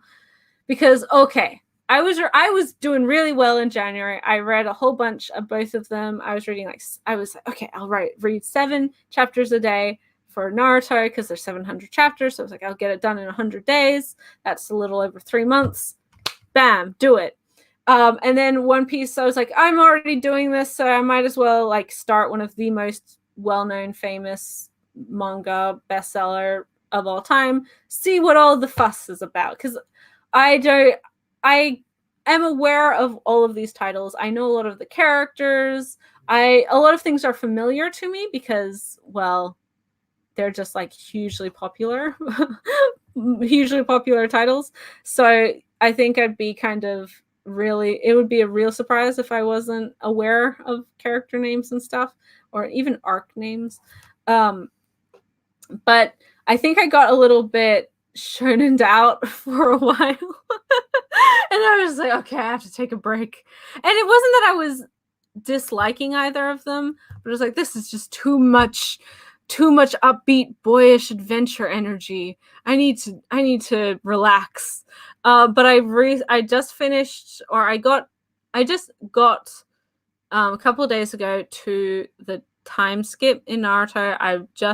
The most recent stuff that I've read in Naruto is the rescuing Gaara arc. I don't know what arcs in Naruto are called, but it's after they rescue Gaara. So I'm at that part. It's as I said, exactly 40% of the way through the manga. It's at 280 chapters of the 700. So yeah, I'm there, and then I'm at I want to say like 380 something chapters of, maybe less, of One Piece. I'm in Thriller Bark, and I'm only at the beginning. Like they're on the island and they're fighting zombies, but I'm just I will get to it again. Like I'll try to get around to it, but it's, yeah, I think my biggest thing was that I read so much One Piece just I read like 100 chapters of One Piece over 2 days, and I was like, this is a lot. This is a lot. And so yeah, it's been an experience, and I will get to your question in a second, Crucive, but because I'm talking about these things right now, I'm going to answer Story Shelf's question. And welcome, Bazaar. Thank you for making your way over. So what elements of One Piece and Naruto do you think have changed in terms of storytelling or pacing compared to more recent shonen or series in general? Now, I kind of don't want to comment too much on this type of thing because I haven't finished either of them, right? But I do want to say that they both surprised me in how much I've been enjoying them. Not that I went into watching them with the assumption that I'm going to hate them. They're popular for a reason. Like, I know that they're good for what they are, but it's generally not like a topic that, or a sub demographic or whatever, that I read. This type of like tournamenty action shonen, especially the super long ones. They're just like a big commitment.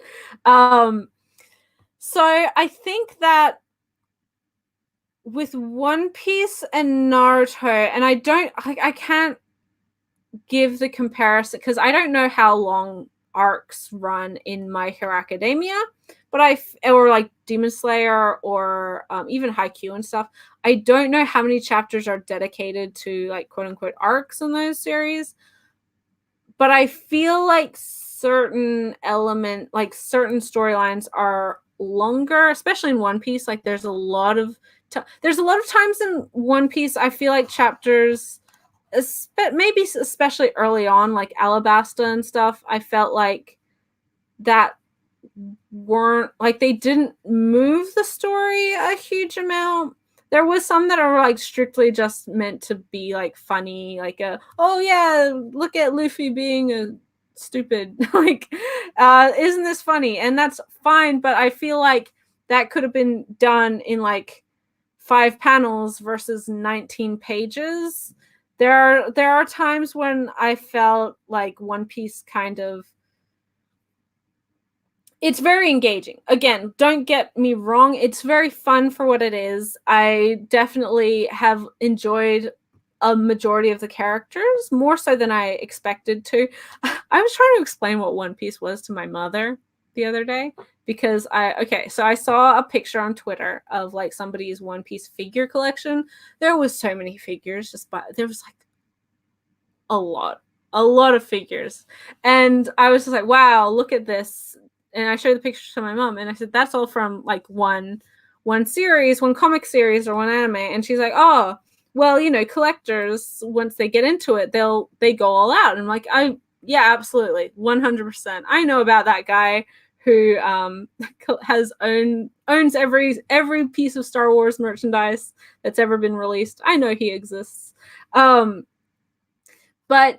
so she was like not that judgmental or anything about it, but I was like, oh yeah, this is kind of like the biggest, most popular, highest selling manga ever, like in Japan. And she's like, oh, what's it about? And I'm like, oh, well, it's about pirates, and they go on a big adventure. They're trying to find this treasure, and then whoever finds the treasure, they become like the new king of the pirates. And she's like, oh yeah, okay. And I was trying to explain the characters, and the more I explained about the world and the characters and who they are and the personalities, she's just like, this is so, like, what is this? This is weird. Like, I think it was definitely Chopper that got her, like, she laughed out loud in just, like, disbelief. It was an interesting conversation, to say the least. And I think I take One Piece currently, where I am at least, like, not that seriously. Like, I recognize it's a fun adventure series that's written for 12-year-olds. It's not going to change my life necessarily, and I'm coming into it at an age where I oh, thank you, Dylan, thank you. But I'm coming into it at an age where I've been influenced and had impact in my life with other manga that I don't think that I don't think that One Piece will give me the same experience, and Naruto as well, because I think you have to be at very specific ages and points in your life to get that same kind of impact for a lot of these older series. I think that, I mean, shonen hasn't evolved a huge amount. As I said, I think the pacing has increased, at least compared to like the earlier Naruto and earlier One Piece chapters. I do think that like My Hero Academia and Haikyuu and Demon Slayer and stuff does move a little bit faster, and I think that's just reflective of a lot of series not wanting to be 95 volumes and ongoing. Like, I don't think it's inherently a good I mean, it's good for the creator because you're printing money at that point, but I don't think anyone wants to dedicate 20 years of their life like Oda has to a series. And because the thing is, like with Naruto as well, once they're done, and not saying that Oda is finishing anytime soon, but I'll get to your question in just a second, Rin.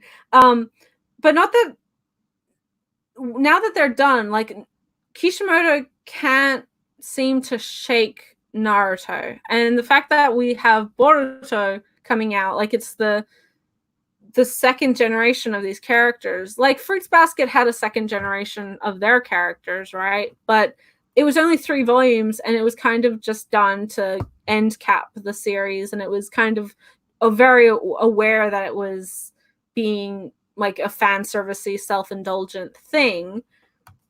Because similarly, Fruits Basket is the series that mangaka is known for, and I don't think she will ever top it, or she ever has topped it. So, like, I understand wanting to stay with the familiar and what worked, but I feel like comparatively, going back to Togashi, he had a hugely popular series with Yu Yu Hakusho. He ended it, and it's still very beloved, but now his new series is just as beloved, and he's dedicated. I mean, he's dedicated a lot more to Hunter x Hunter since then, but I think that's been impacted by his health.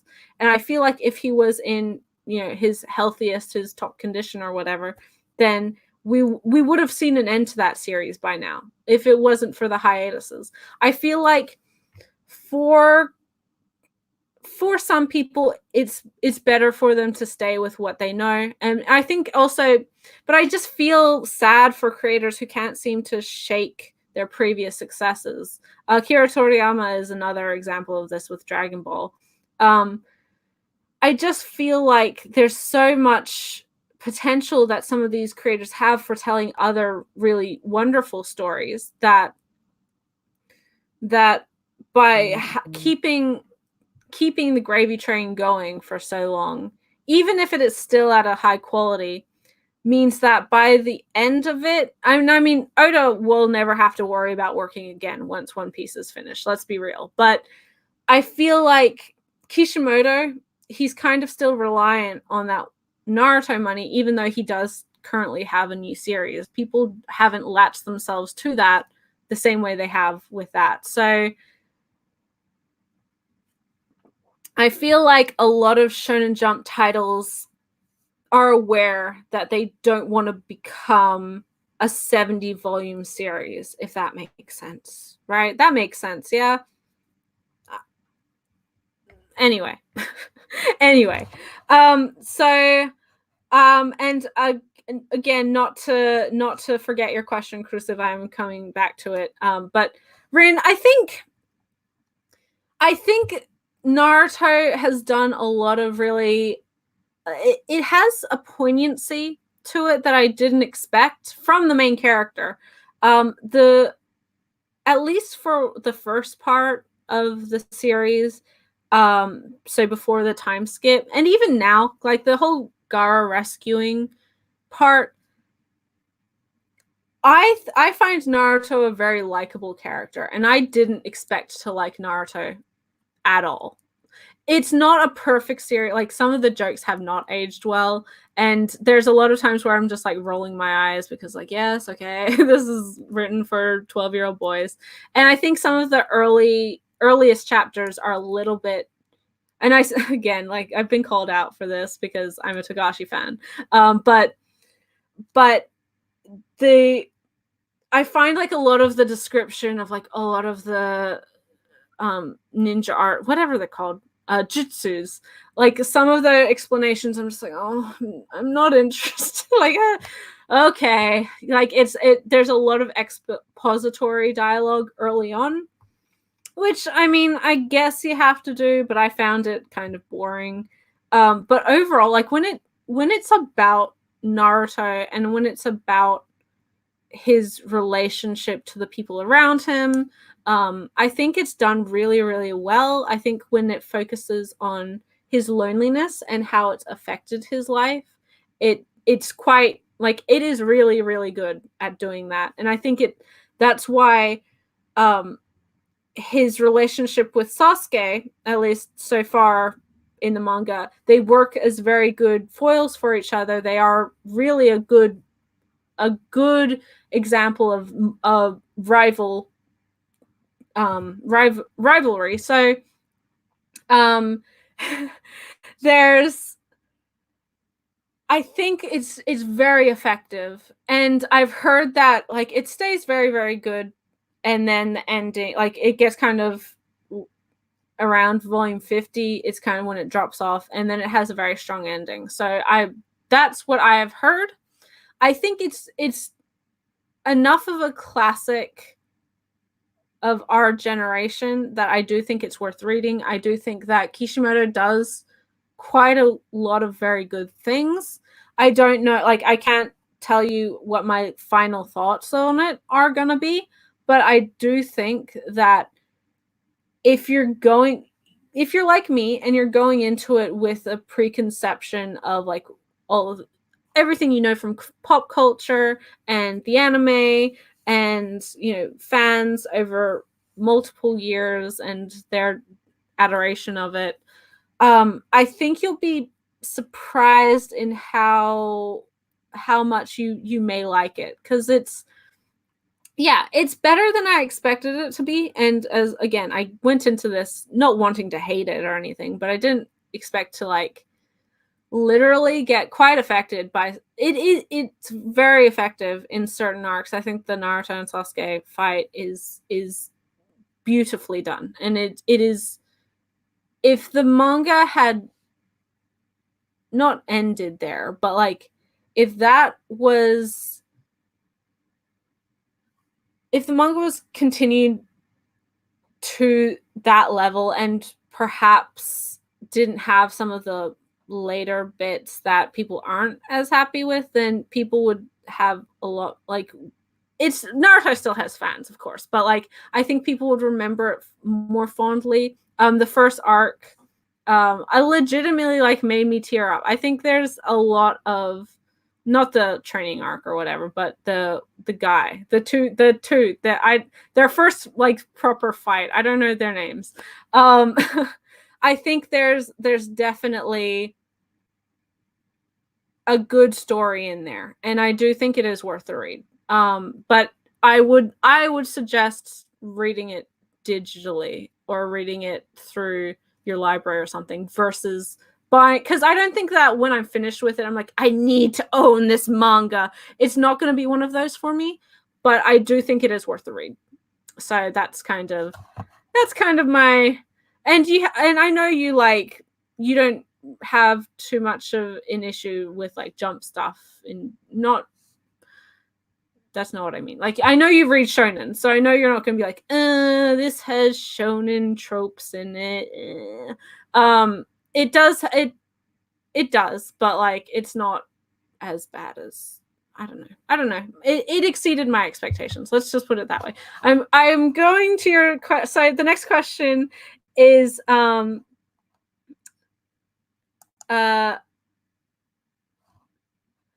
what is your favorite Akiko Higashimura series? I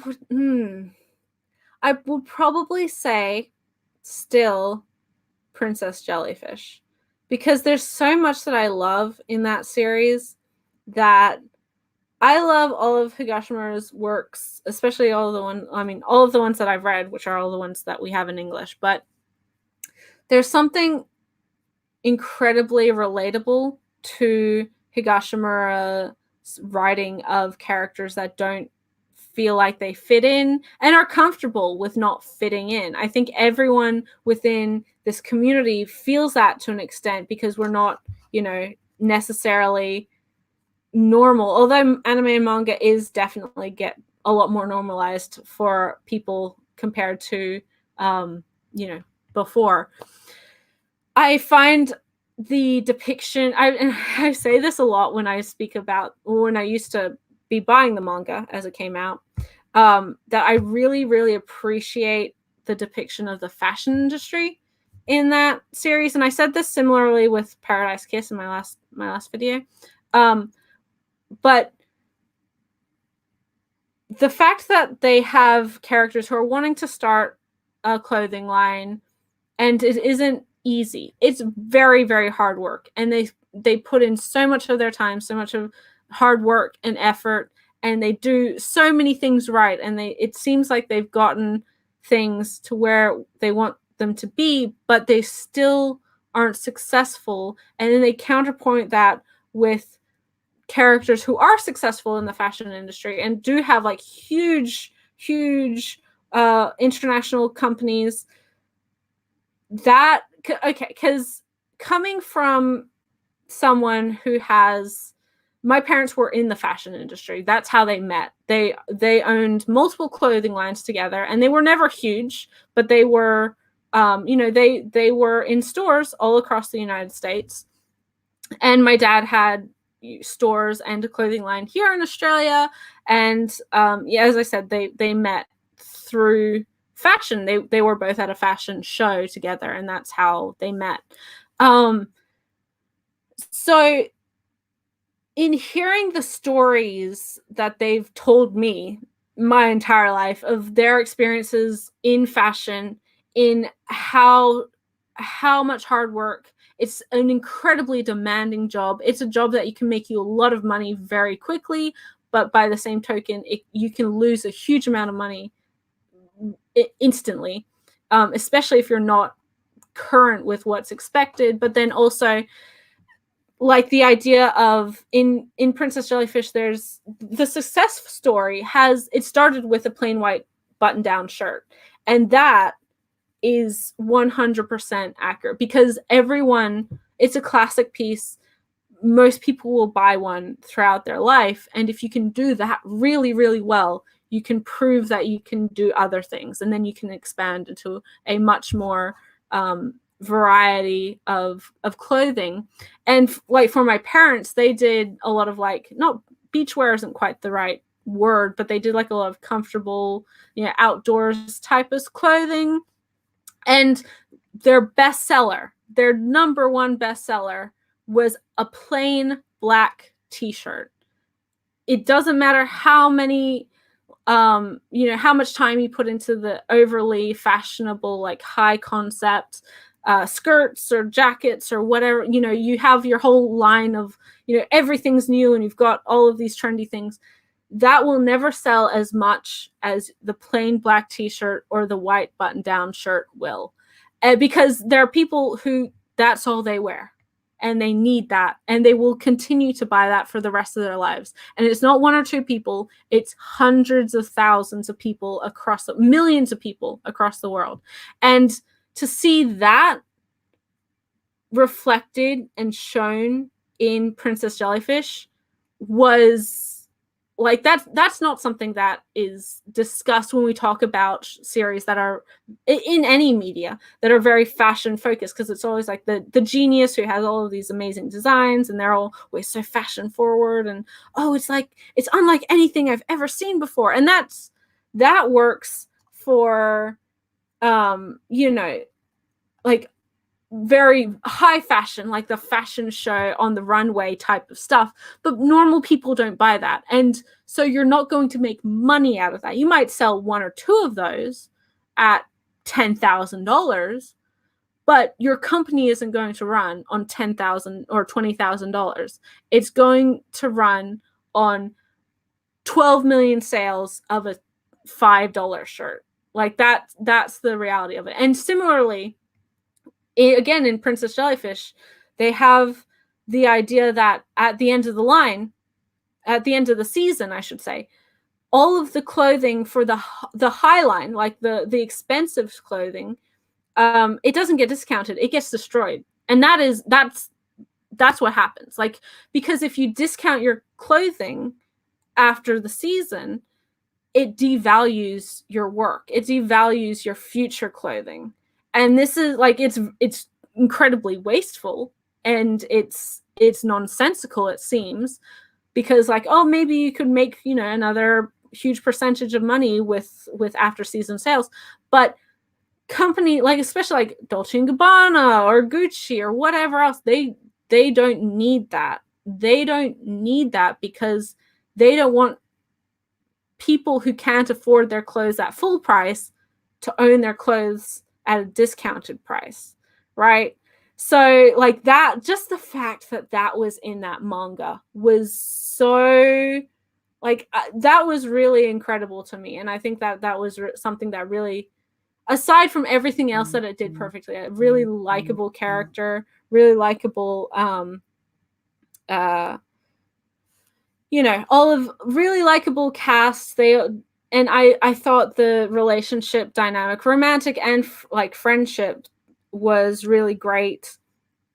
But all of that I already loved. And then the fact that it had this additional fashion aspect to it was what made it one of my absolute favorites, and my definite favorite for hers. I also liked that it, spoilers for the series, but it ended in a very open-ended way, and I liked that.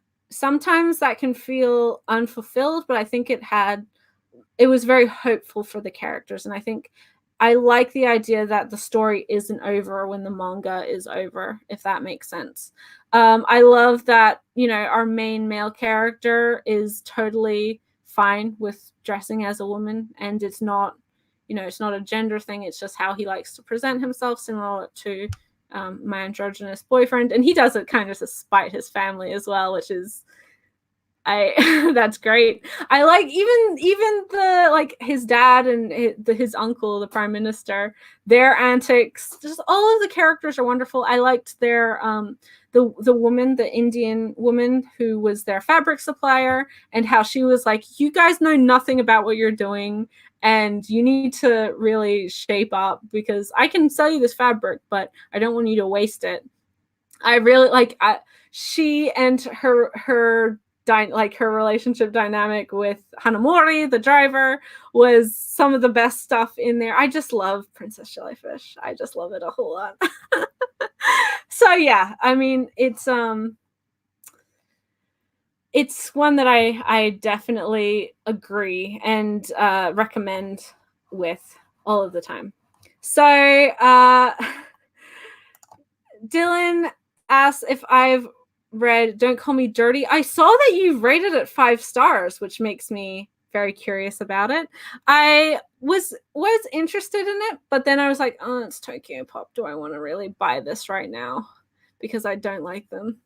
But I'd be very interested in reading it, but I haven't actually read it yet, and I haven't purchased it either. Like, it's not one that is on its way to me, but it's one that especially if I hear like a lot of good stuff about it coming out, then I will, you know, I'll check it out. I like to find good BL, non-tropey BL, or, you know, only slightly tropey BL to read, and because my BL collection, again, like going back to what Rin was saying, and not so much in anime, but with manga, there's been so much good stuff the last couple of years, and I'm really happy about that. I love that fact. And Family Guy 10,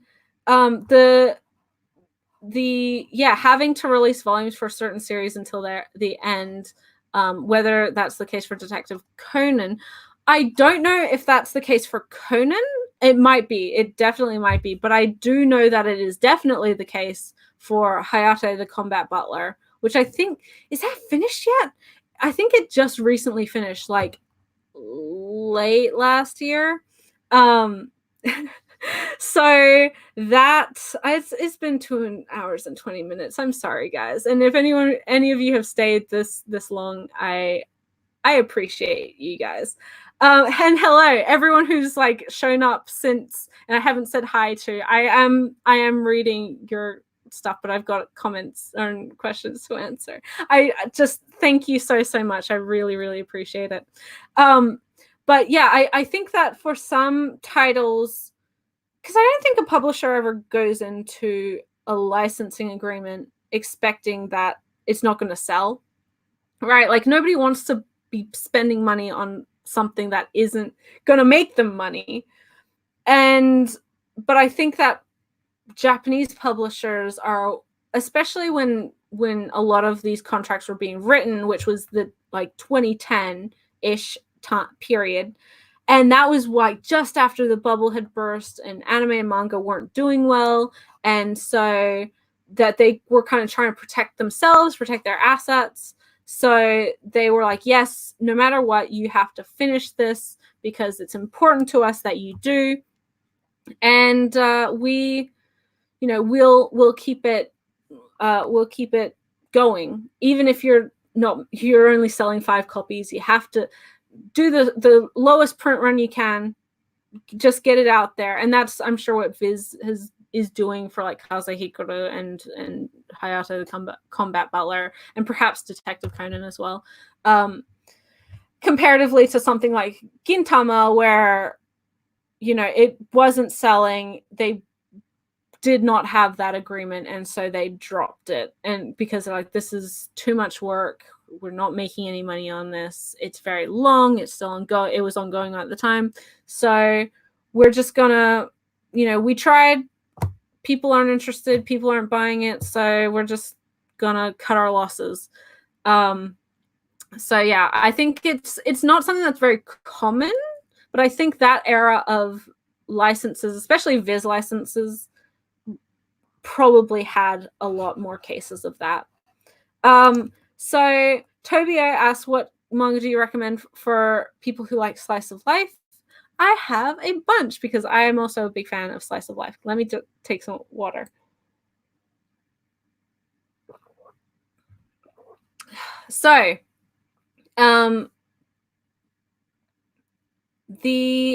one of the big ones that I've been reading recently is Hakume and Mikochi. It's got a fantasy setting to it. It's about like little like borrower, small people within a forest. It's beautiful. It's wonderful. I absolutely like. If that's the kind of slice of life that you like, then get that one.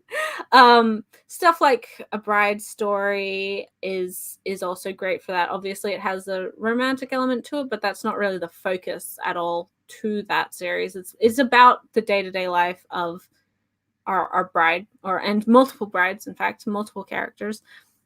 So that one as well. There's a lot of classic ones like Yotsuba, which is a comedy as well, but it's definitely like the slice of life type of thing. It just depends on whether you like the like healing Iyashikei style of slice of life, or if you like the more like comedy focused slice of life. Let me check, because my memory is failing me here right now, but I have my Mal list here, so I can tell you what I'm actually reading and whether or not I would recommend it, right? So let's let it load. But I hope everyone is having a good evening or morning wherever you are, or perhaps afternoon. I really appreciate you coming onto my live stream, and I'm so incredibly grateful for all of the continued support over the many years that you guys have been watching. So yes, we have A Bride Story, which I mentioned. I would also say, Blissful Land, which is similar to A Bride Story, but that is set in historical Tibet, and the main character is a doctor, or a doctor in training, so you get a lot of like traditional medicine stuff in there. It's really that one's a digital only title from Kodansha. I really recommend it. Natsume's Book of Friends is also within that slice of life. That's one of my absolute favorite series. It's like a character drama as well, but it is quite episodic and quite soothing. And it is kind of just glimpses into the unusual but everyday life of Natsume and the various yokai who he's surrounded with. Yeah,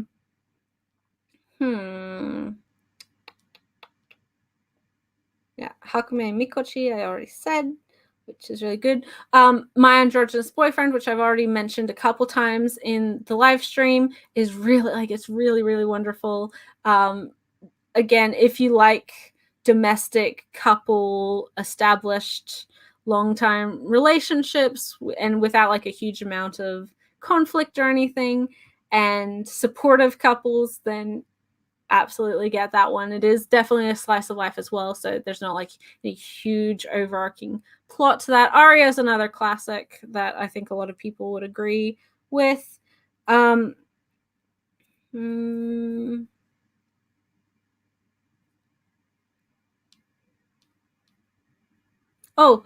Nicola Traveling in the Demon World. That's an ongoing new title from Seven Seas. It's like a kid, like it's not a kid's manga, but it's like everyone can read it. It's quite, again, like it's got demon kind of, it's not set in our world, but it's really good. So Non Biori, I've seen in the chat. That's really, I haven't read it, but I've seen some of the anime, and I think a lot of people really like that. So yes, Crucive, my profile is public. It's G, exactly the same as spelling as like what is on the screen here. It's just the GEE. And feel free to send friend requests, because I do accept them. And I've been on Mal since I started watching anime, so 10 years now. You can see the absolute absurd amount of anime that I've watched, and then like the less absurd amount of manga that I've read. It's kind of horrific. But I read a lot during university. The other big new one, which again I mentioned, slice of life manga that has just come out, is A Man and His Cat. If you're a pet owner, especially a cat owner or cat lover, then buy that one. You won't regret it. It's very sweet and very heartwarming. I think Ran in the Grey World is very good at the slice of life family stuff. I have voiced before my issues with the romantic side and that kind of creepy age gap thing, but overall, like if you don't have an issue with that, and if you don't mind, like if you can get over that for the other stuff, which is really good, then that one, the easier manga to recommend from that creator would be Go with the Wind North by Northwest, which I love. I really adore. Like everyone's like, the second volume, it's kind of like you're just watching a travelogue about Iceland. I'm like, yeah, that's the good stuff. That's the stuff I'm interested in. How often do we get manga about Iceland? It was like I'm really into that sort of thing. But it has like a magical realism element to it as well, and a kind of a interesting mystery. So you do have a little bit to like keep you going through that series. If you don't like, it isn't purely just like a Yotsuba where it's just, oh yes, the day-to-day lives of these characters. I think that's enough. I'm sure I've got more, but I can't think of any right now. So hopefully you get some good recommendations from those. So yeah, thank you for the question. Rin asked another wonderful question. What are some out-of-print series you want to read but can't? So, I mean, I'd love to read Swan. Like, that was a CMX title. It never got released in its entirety, and a lot of the volumes are very hard to find. It's a ballet manga. I'd love to read that. And it's one that I'm really sad because it's perpetually unfinished, and it's really hard to find the volumes, and it's also one of those that's never going to get relicensed. If it does, then I'll be really, really surprised, but I don't think it will. And other like older, but I can still read them for like older Viz shoujo titles, stuff like Red River and Basra. I've actually started reading, but I haven't read that in its entirety. You can get those digitally, which is really good. But yeah, like a lot of the old CMX, most notably Swan, is one that I'd be like, oh, I want to read, but no, it's not fair sometimes. But you know. The next question by Hasni Chasni is: have you read any manhwa? Now, I've read a little bit. I don't buy a lot, and a lot, obviously, like not a huge amount gets licensed and published. I think I've read 12 of the 17 volume, 14 of the 17 volumes of Bride. What is it? No, it's not. Bride of the Water God? Is that what it's called? Yeah, Bride of the Water God, which Dark Horse put out and dropped. So we got volume 17 out of 24, and that's all we ever got. So I've read that. It's fine. You know, it's like a shoujo kind of girl is sacrificed to the gods to become the bride of the water god. And, you know, at first they don't like each other, but then later they do like each other. And then all of these people are like, no, you can't love each other. And it's, you know, it's good. I've read a BL title from I've read a couple like BL manhwa from Netcomics, because Netcomics' main thing is manhwa. They've put out manga as well, but manhwa is definitely where their focus is. My favorite of them being Intense, which is wonderful. I really like Kyung Ye's stuff. They've put another one of her books called Dreams of Something. What is it? I don't know. It's too far away and I can't see. That was only one volume, and I thought was a little less put together, whereas Intense is 4 volumes. I think it was 9 original Dojin releases. But yeah, so I've read some. I would like to read more. I think March Story is a manhwa, isn't it? Oh, I haven't read March Story. I've heard kind of like solid things about it. And Black God as well is manhwa. But the other one that I have read, which I read that a long time ago, was Land of the Silver Rain, which was one that I borrowed from a very good friend, very good university friend. She had all of the series except for the last one, and then I bought her the last one to finish reading it, and then also to gift it to her, because I was very thankful that she allowed me to borrow her series.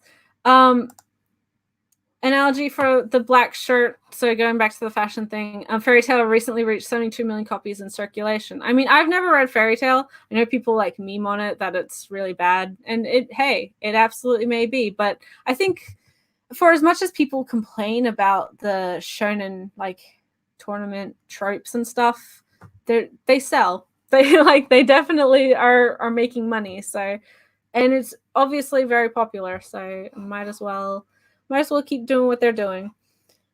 Yeah, so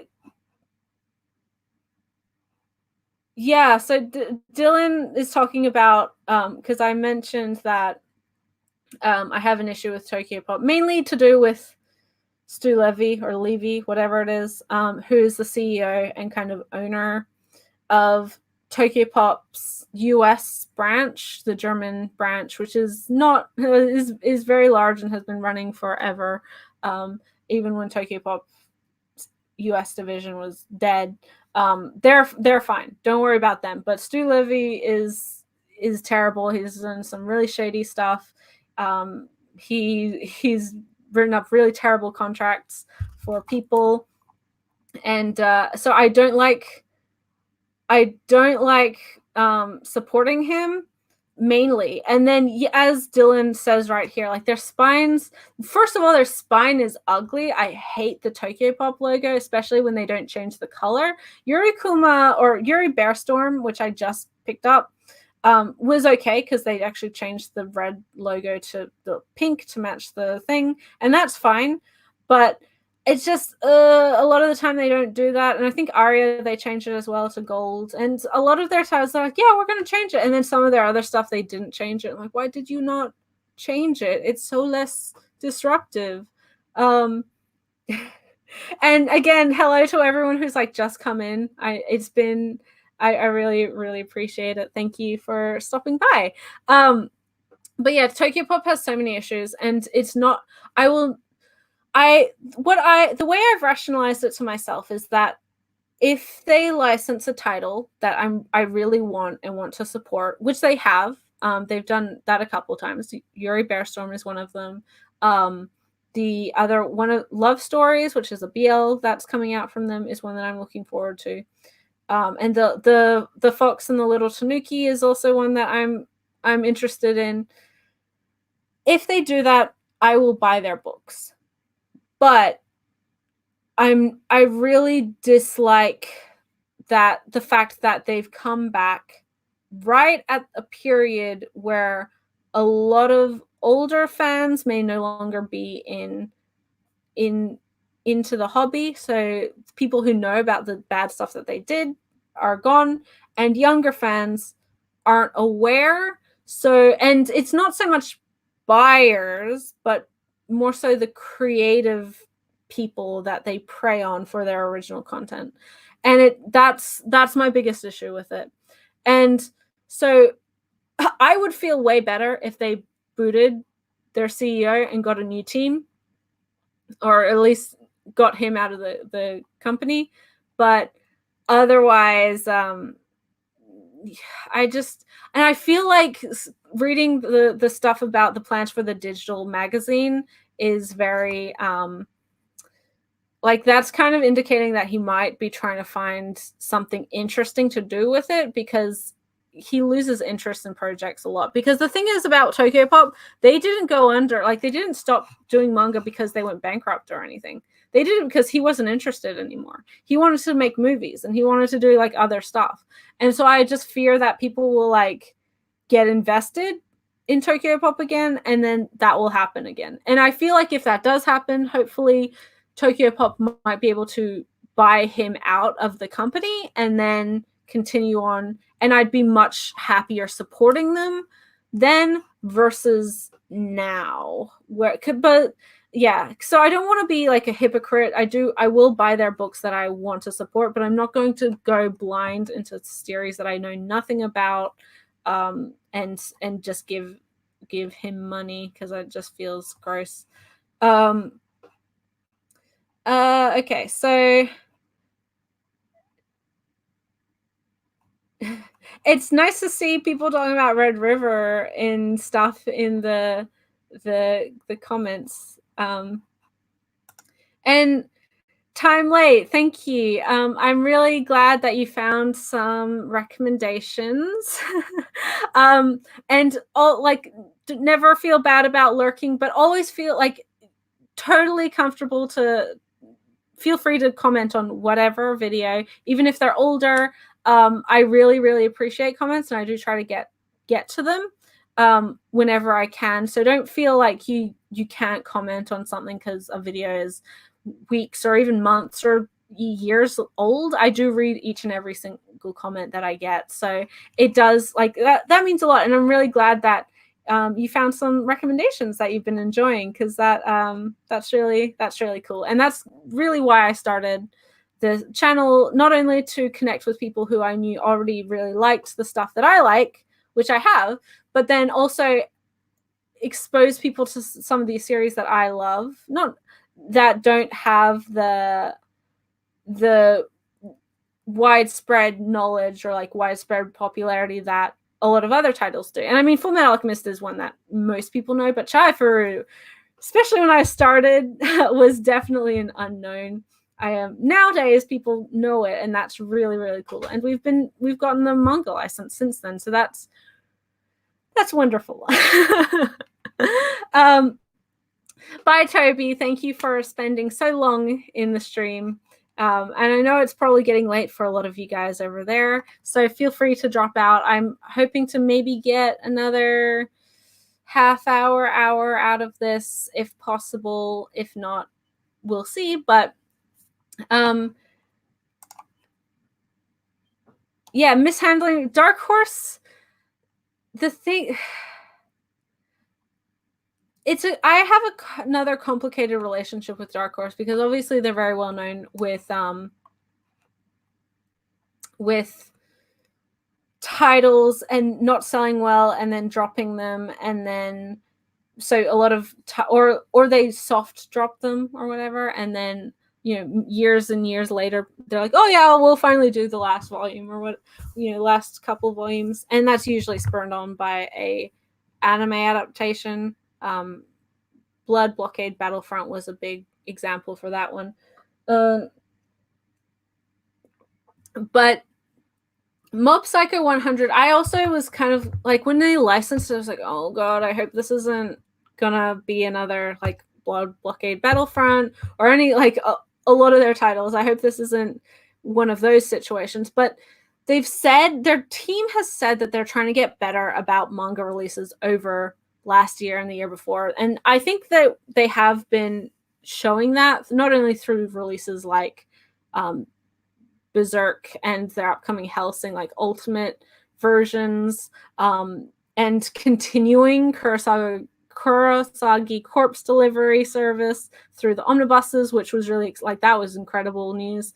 But I do think that, I mean, I want to believe that One's popularity with One Punch Man and the general love of Mob that exists thanks to the anime will push it through enough so that we do get the entire series. I do hope that Dark Horse is being truthful with saying how much they want to improve and to work, and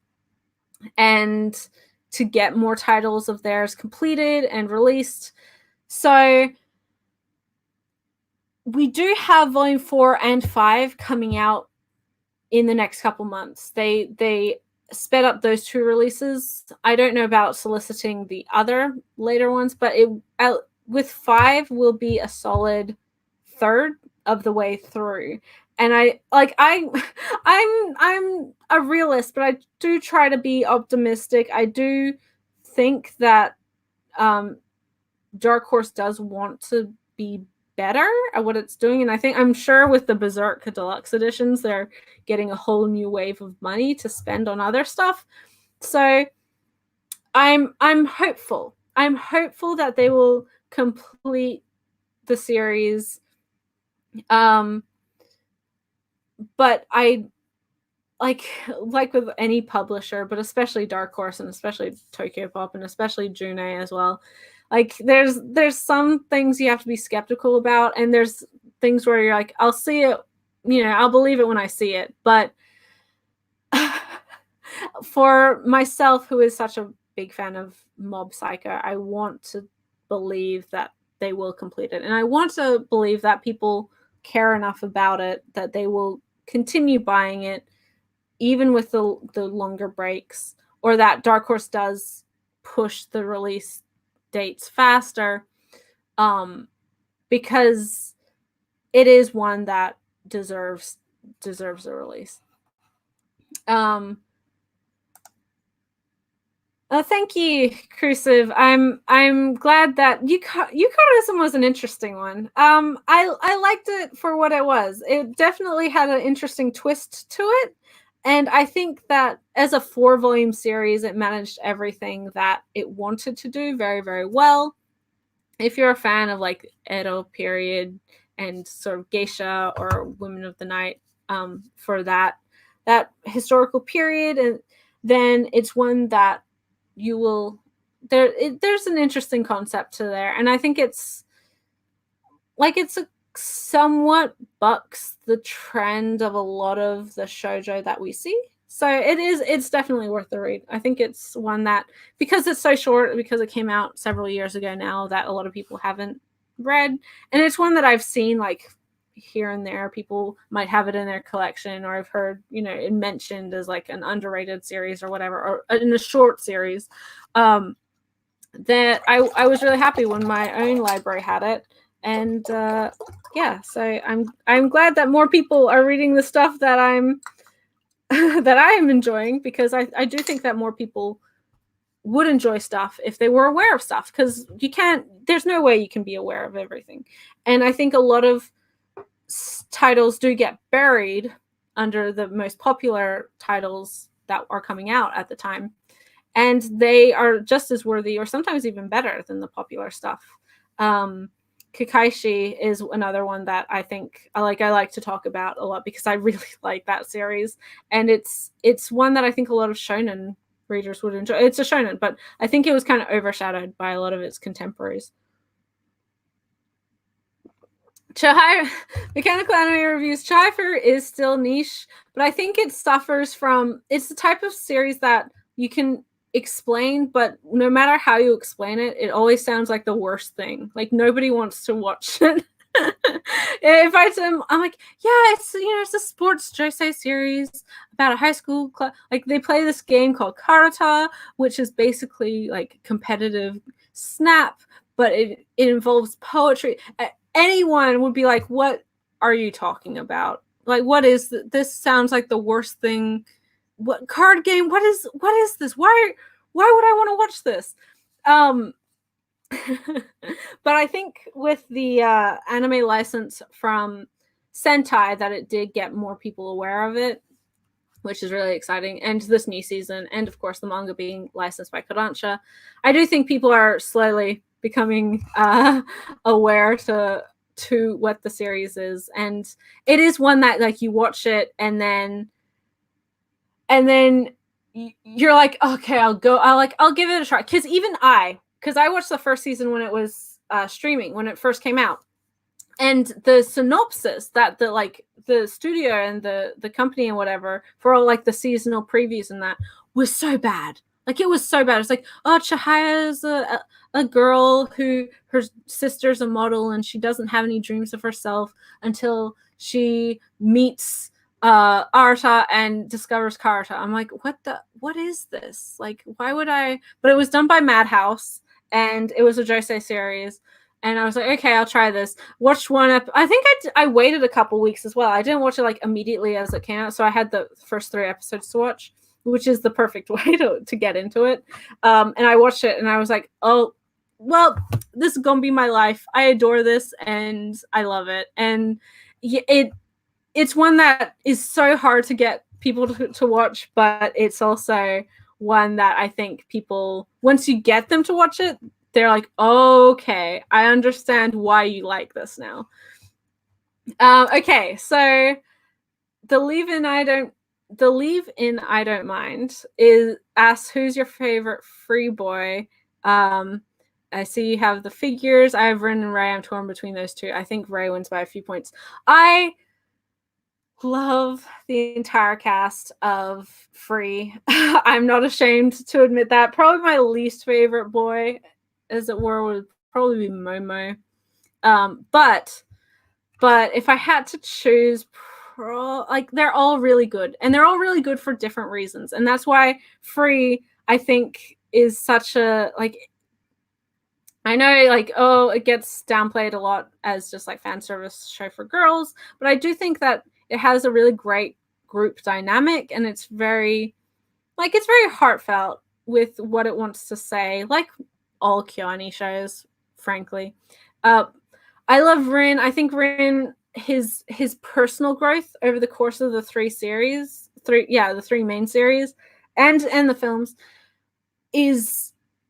is really nice, and not something, all of the boys, all of their personal growth over the course of the series, but Rin especially, because in the first season he's like the grumpy asshole who doesn't want to admit he's struggling and doesn't know where he wants to go. And then the second season is him realize, like, he's realized that, and he's reconnected with the people are important in his life, and he's rediscovered his love of swimming, and now he's kind of being the support system for his friends that they were for him in the first season, and also becoming a much more capable leader and bringing a team together. And then in the third season, he's not super in that one a lot, but his choices are a catalyst a lot for other characters' choices. But my favorite character is probably Makoto, because I am a sucker for a big, strong boy with the heart of a golden retriever. He is a sweetheart. He's a really good big brother, and he's a phenomenal friend. I mean, I love him, and I also think that in the first season, he's definitely like he's the mom friend. He's the one who like keeps the peace amongst everyone else, and he's just trying to make everyone happy. He's definitely a people pleaser to a certain extent, and I think, and as someone who's kind of like that, like I see a lot of myself in Makoto. I wish I had those abs, but like I see a lot of myself in personality in him, and so he makes seeing his struggles, seeing him struggle to talk to Haru, his best friend, about changing and about, for the first time, really making a decision for his own life, it was really, really wonderful to see. And just,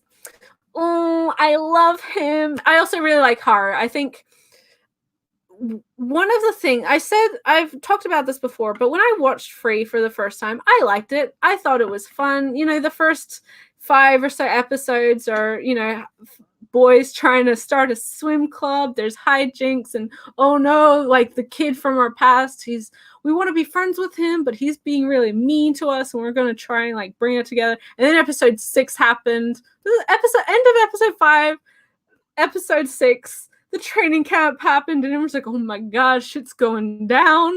I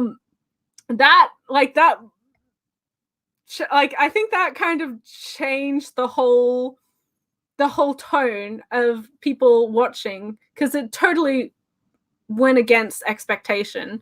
And then it ended in a way that was good, but then it left ways that, like, there was some things that people weren't happy about, which were very valid things. And I think that if the show had ended there, then it wouldn't be as beloved to me and to, I think, a lot of people as it is now. The second season is what makes Free what it is, the best that it is. I think that the conflict with making your own choices in your life heading into graduation, the changes that happen because of that, but also Haru is the most compelling to me in that season, because he goes from this character in the first season who's just like weirdly obsessed with swimming. He just wants to like swim as much as he can, and he changes from being like very unmotivated to wanting to swim competitively with the people he cares about and with his team that he's put together. But it's the second season when he's confronted with the immediacy of graduation, that he's not going to be able to swim with his best friends in school every day like he has been for the last couple years, or just swim every day for fun. Like, graduation it's a pure ending period in your life, and people go their separate ways. He's confronted with the fact that his best friend will very likely no longer be in his life every single day, which is something that has been a norm for him since kindergarten. Like, they're best friends, they're neighbors, they see each other every single day. And being confronted with that, and the choice that Makoto makes to not stay in Iwatobi makes him realize like how much he's been avoiding his own life. And I think that, and as And I'm not always like 100% happy with how they handled it in the show. Although I do love the fact that they went to Sydney. I was like, hey, I've been there. I used to live there. I know this place. That was really cool. And I also, yeah, okay, we'll get back to Sydney. But I really liked that Haru, as someone who has his whole life been told, like, you're a phenomenal swimmer, you're the best there is, and then people expecting him to continue swimming, and him struggling with that expectation was so important and so well done. And the state, like the fear and the depression, like Haru, I know a lot of people are like, or people who don't know the show or haven't watched it, they see him as kind of like this weird, cold, unemotional character, but he is one of the most emotional characters, and I think that's why he does act very aloof, because he doesn't want to get close to people. And that's why Rin's, like, his argument with Rin did affect him so negatively for so long. And I just find them all really interesting characters. Nagisa's story was really compelling and gave him a lot of backstory to that, and to like why he wanted to start the swim club again. And then Ray, of course, is just like, oh, he's so hardworking. I love him. He put in so much effort, and he gets rewarded for that effort, and it's so good. But when I first watched Free, I really enjoyed it, but it was like, it was a fun time. And then the second season started. I'm like, okay, like I was excited to watch it, but I expected it to be a fun time. The first episode, I stayed up because this was, again, a couple years ago now. I stayed up to watch the episode like when it came out, which was like 1:00 in the morning here. Don't ask me why. I think because I'm sometimes in periods where I'm like, I sleep very, very late, and then other times I go to bed at like 10. But sometimes I do stay up. But I was like, okay, I'm going to stay up for the premiere, the first episode. And I went into it expecting, like lots of fun, dumps. And that's what it is. Like, it's fun. And these characters, the water, like, it started and the water drop hit the thing, and it's the opening monologue. I started crying because I had missed these characters so much. And I didn't even think that I was that invested in the show until I got to there. And then the second season was as good as it was. The third season is very good, but it is superfluous. I'm interested to see the upcoming film, and I am very happy that this is one of KyoAni's big franchises, because I think it does have a lot to offer that people kind of dismiss, because it is about boys who swim and thus show off their pecs. But yeah, I mean, the whole cast is great. You can't really go wrong with any of them. So my boy is Makoto. I love him. He is perfect boyfriend material, and he's a sweetheart. And he's just, I mean, he can't cook, but he can cook. He can kind of cook by the time they get to university. So he's learning. He's getting better. He's becoming more independent. So yeah, anyway, I love him. Timeline, I do agree with Tokyo Tarareba Girls. I do think that there is a lot of very difficult stuff, and I will say that if you dislike the model character, he does get more, like, we get more background on him, and we do get a understand why he is the way that he is, but I wouldn't say that it's a must read. I do think that, and if you have your own struggles in relationship, like, I think it's a powerful series because it is very relatable for everyone, regardless of gender or age. I think everyone has societal pressures that they're afraid of, and that they don't fit in, and they feel like they're failing because of that, which makes it, in my opinion, the perfect horror series. But if it is something that is just too much for you, then I don't think you should have to subject yourself to it. it depends on what aspect. As you said, you dislike the model. I don't think he doesn't. He gets better, but he still has a very his relationship with the main character is something that doesn't go away, and you should be aware of that. So I don't think it's a necessity that you should read it, but it is like it's purposeful in that. I don't think it's meant like it's meant to be doing that. But yeah, if it's one that you're just, you know, not into, then yeah, don't worry about it. I'm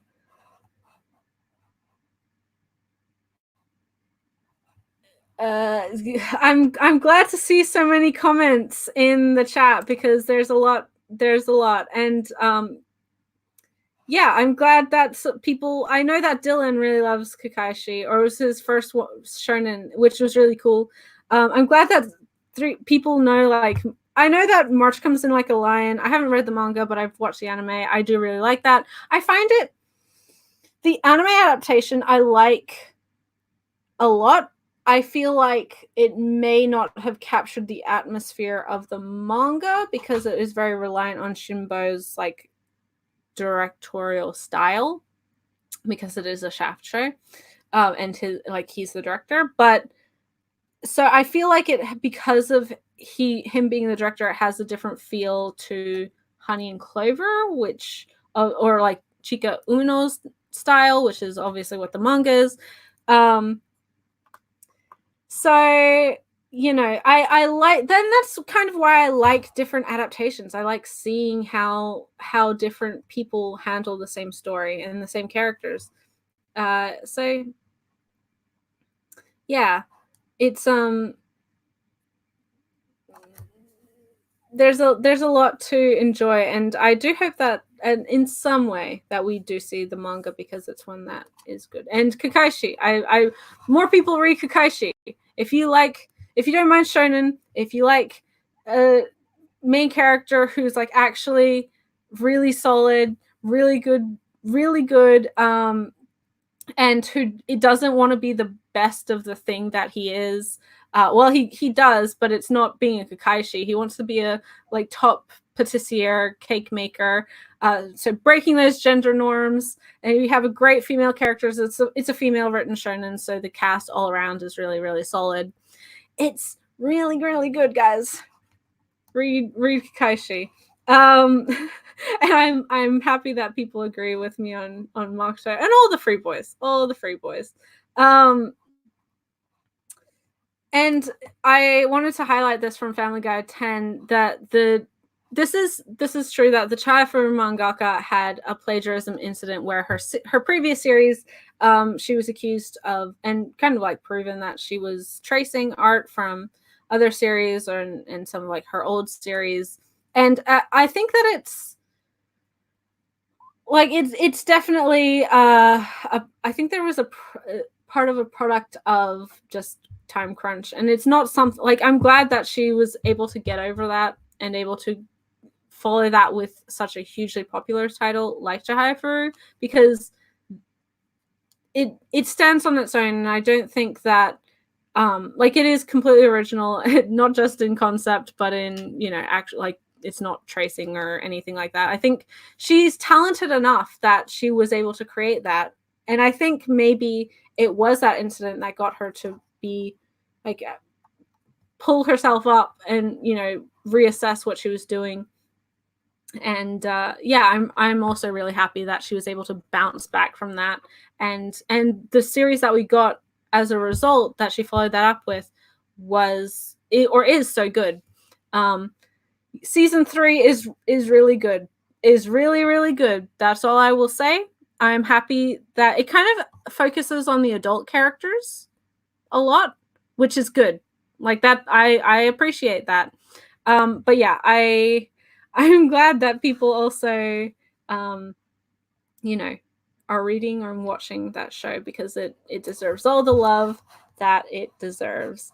So Rin asks another question about favorite characters. So we have, who's my favorite dragon in Yona? I know your favorite is Yun. I really like Yun. I like all of the. I mean, that's such a cop out. I like all of the dragons, but I think probably my favorite is Gija, because he's just earnest. Like, I don't know, it's just the earnestness. I think that he tries really hard to be the best that he can be, and I think that all of the dragon, I find Yona does a really great job at showing the complicated relationship the dragons have with their destiny and then with their personal wants, and the relationships they have with the previous dragons as well. And Gija was very fortunate in that his relationship with the former white dragon was quite like the white dragon whole village respected the fact that they had the white dragon, right? But and the other dragons didn't have that. They came from a very, well, aside from Zeno, but like the other dragons, they come from a very abusive, like, you don't deserve to be here, you're not human, we don't want you here type of thing, you're a monster, we have to keep you, contained. And that obviously affects how their relationship is with the former dragon and then the townspeople. And and I know that, like, a lot of people love like the blue dragon, a lot of, like, all of the dragons. I think most people care more about Jeha and the blue dragon, and I love them. Do not get me wrong, Zeno is great, they're all great, but Gija, I think, he just tries so hard and is so earnest in what he wants to do. And even though he recognizes that he's caught up in this system and has grown up very protected comparatively to the other dragons, he still is able to try, like, because he's, a pampered boy who's been told, like, oh yes, you've got this destiny and hopefully you'll be the one that the Crimson King, or the gets to fulfill this destiny and whatever else. And so he's kind of a little bit of a priss. He doesn't like bugs and he doesn't understand sleeping rough and all of these things, but I think he's a very valuable part of the team. And I think the fact that he was the first dragon that they found also is very significant. And I think it's just really lovely. I love Gija. He's a sweetheart. I want to pat his head. And that's it.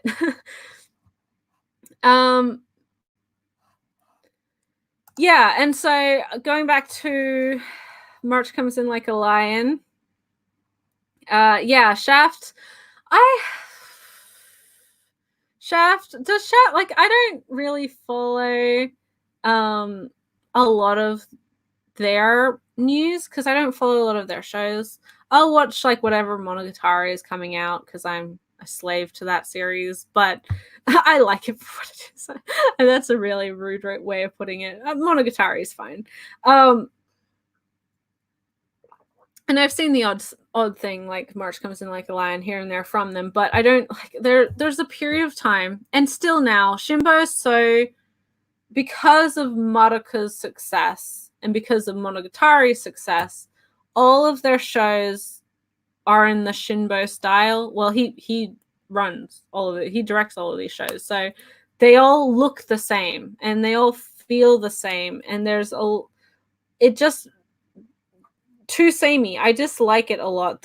Actually the most aside from March Comes in Like a Lion, the most recent of their things that I saw was Fireworks, that film, which I hated.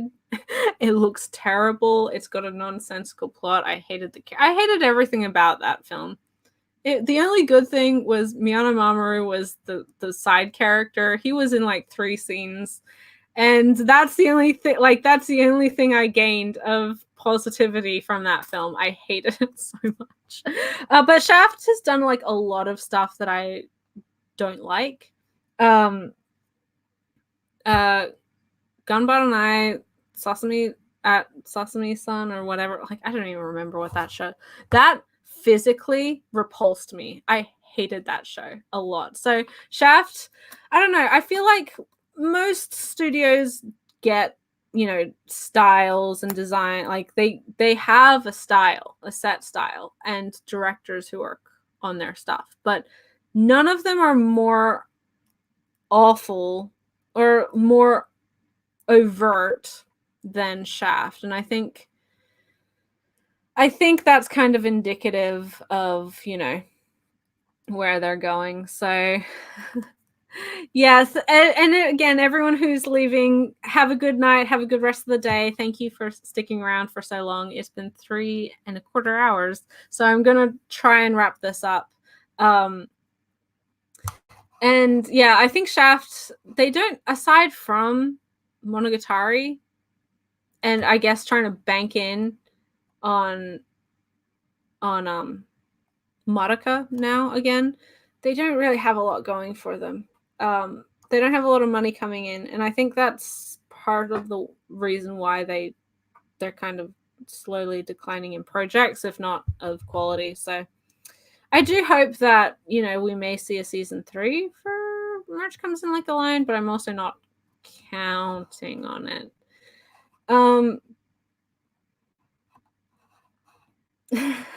But yeah, so I think I've answered everyone's questions. Hopefully that worked out for everyone.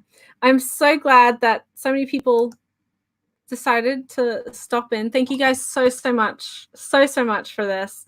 And thank you so much for continuing to watch my channel and support the channel. I am going to just at the beginning of the stream, I was going to talk about, or I talked about how going forward this year, my schedule will be changing quite a bit because basically my schedules will be inverse. I will hopefully be working full-time during the week, but I will have the weekends free, whereas up until this point I was studying. So didn't have free time during the week, but I was studying all through the week and then also working on the weekend. So I hopefully won't have a huge impact in the actual videos that I'm making, but I don't know how much that I will be able to do like a lot of like extra stuff. I will try and figure it out. I do want to stay active. I do want to continue this because it's just been a marvelous 5 years. And I can't believe you guys stick around to listen to me talk for so long. It means a lot. I'm also hoping to start more long form type of videos, as if my videos aren't long form, but I mean scripted kind of video essay type of stuff on particular titles and themes and stuff like that. I'm not sure if anyone would really be interested in that, but that's something that I have a background in, and that's also kind of stuff I'm curious of, or like interested in and want to be doing. So those will take a lot longer to put out. I'm not gonna like say that I'm gonna have one every month or anything, but I will try to work on them from time to time and have them available. I'm also trying to be more proactive about doing first impression videos, especially, but I also want to try and get more review videos out. I also I'm trying to for anyone who saw my most recent pickups videos, that is absolutely not indicative of like the amount that I'm going to be buying going forward. If anything, I'm trying to cut down on my purchases just because my collection is getting to the size now where I'm afraid of it getting too big, which is both a good and a bad problem. Like first world problems, am I right? But but there's just so much stress for me, I feel, when my collection, like I can't even imagine getting my collection to 2,000 volumes. That's just really too much for me. And currently it's at almost 1,200. So I'm trying to be better about what I'm purchasing, what I'm putting into the collection. And so hopefully it will stay to a shorter amount of like book or smaller amount of books. But then I will be able to talk more in depth on some of those titles as well. So I don't think that much will actually change in so far. Yeah, there's a lot of titles that there's plenty I'm going to be picking up in print, but there's definitely stuff that I'm going to be shifting to digital or just going to be start digital because it's just, there's too much. And at some point I know that I want to move, I want to be able to, and having a huge amount of books and a collection is really like counterintuitive to moving around, right? So yeah, it's not so much that like the collection will change necessarily or my videos will change, but personally that's where my spending habits and maybe my videos will reflect that over this year and the coming year. But thank you guys so much for watching. I really appreciate that. I'm really glad that people decided to show up. It means a huge amount to me, and that you've just supported me for so long. Or if you're new as well, it's just every single one of you I really appreciate. Feel free as always to comment on any of my videos or get in contact with me on Twitter. I do try to talk to everyone there as well. Feel free to also friend me on my anime list, stuff like that, because you know, this is a wonderful community, and I'm so thankful for the people who have become my community, I guess. The people who are both my friends and my viewers, and the people who I can also, you know, discuss with and watch their videos and whatever else. So yeah, if you haven't followed me on Twitter, it's in the description below. Don't if you don't want to. But yeah, I will see you in the next video, and bye till then.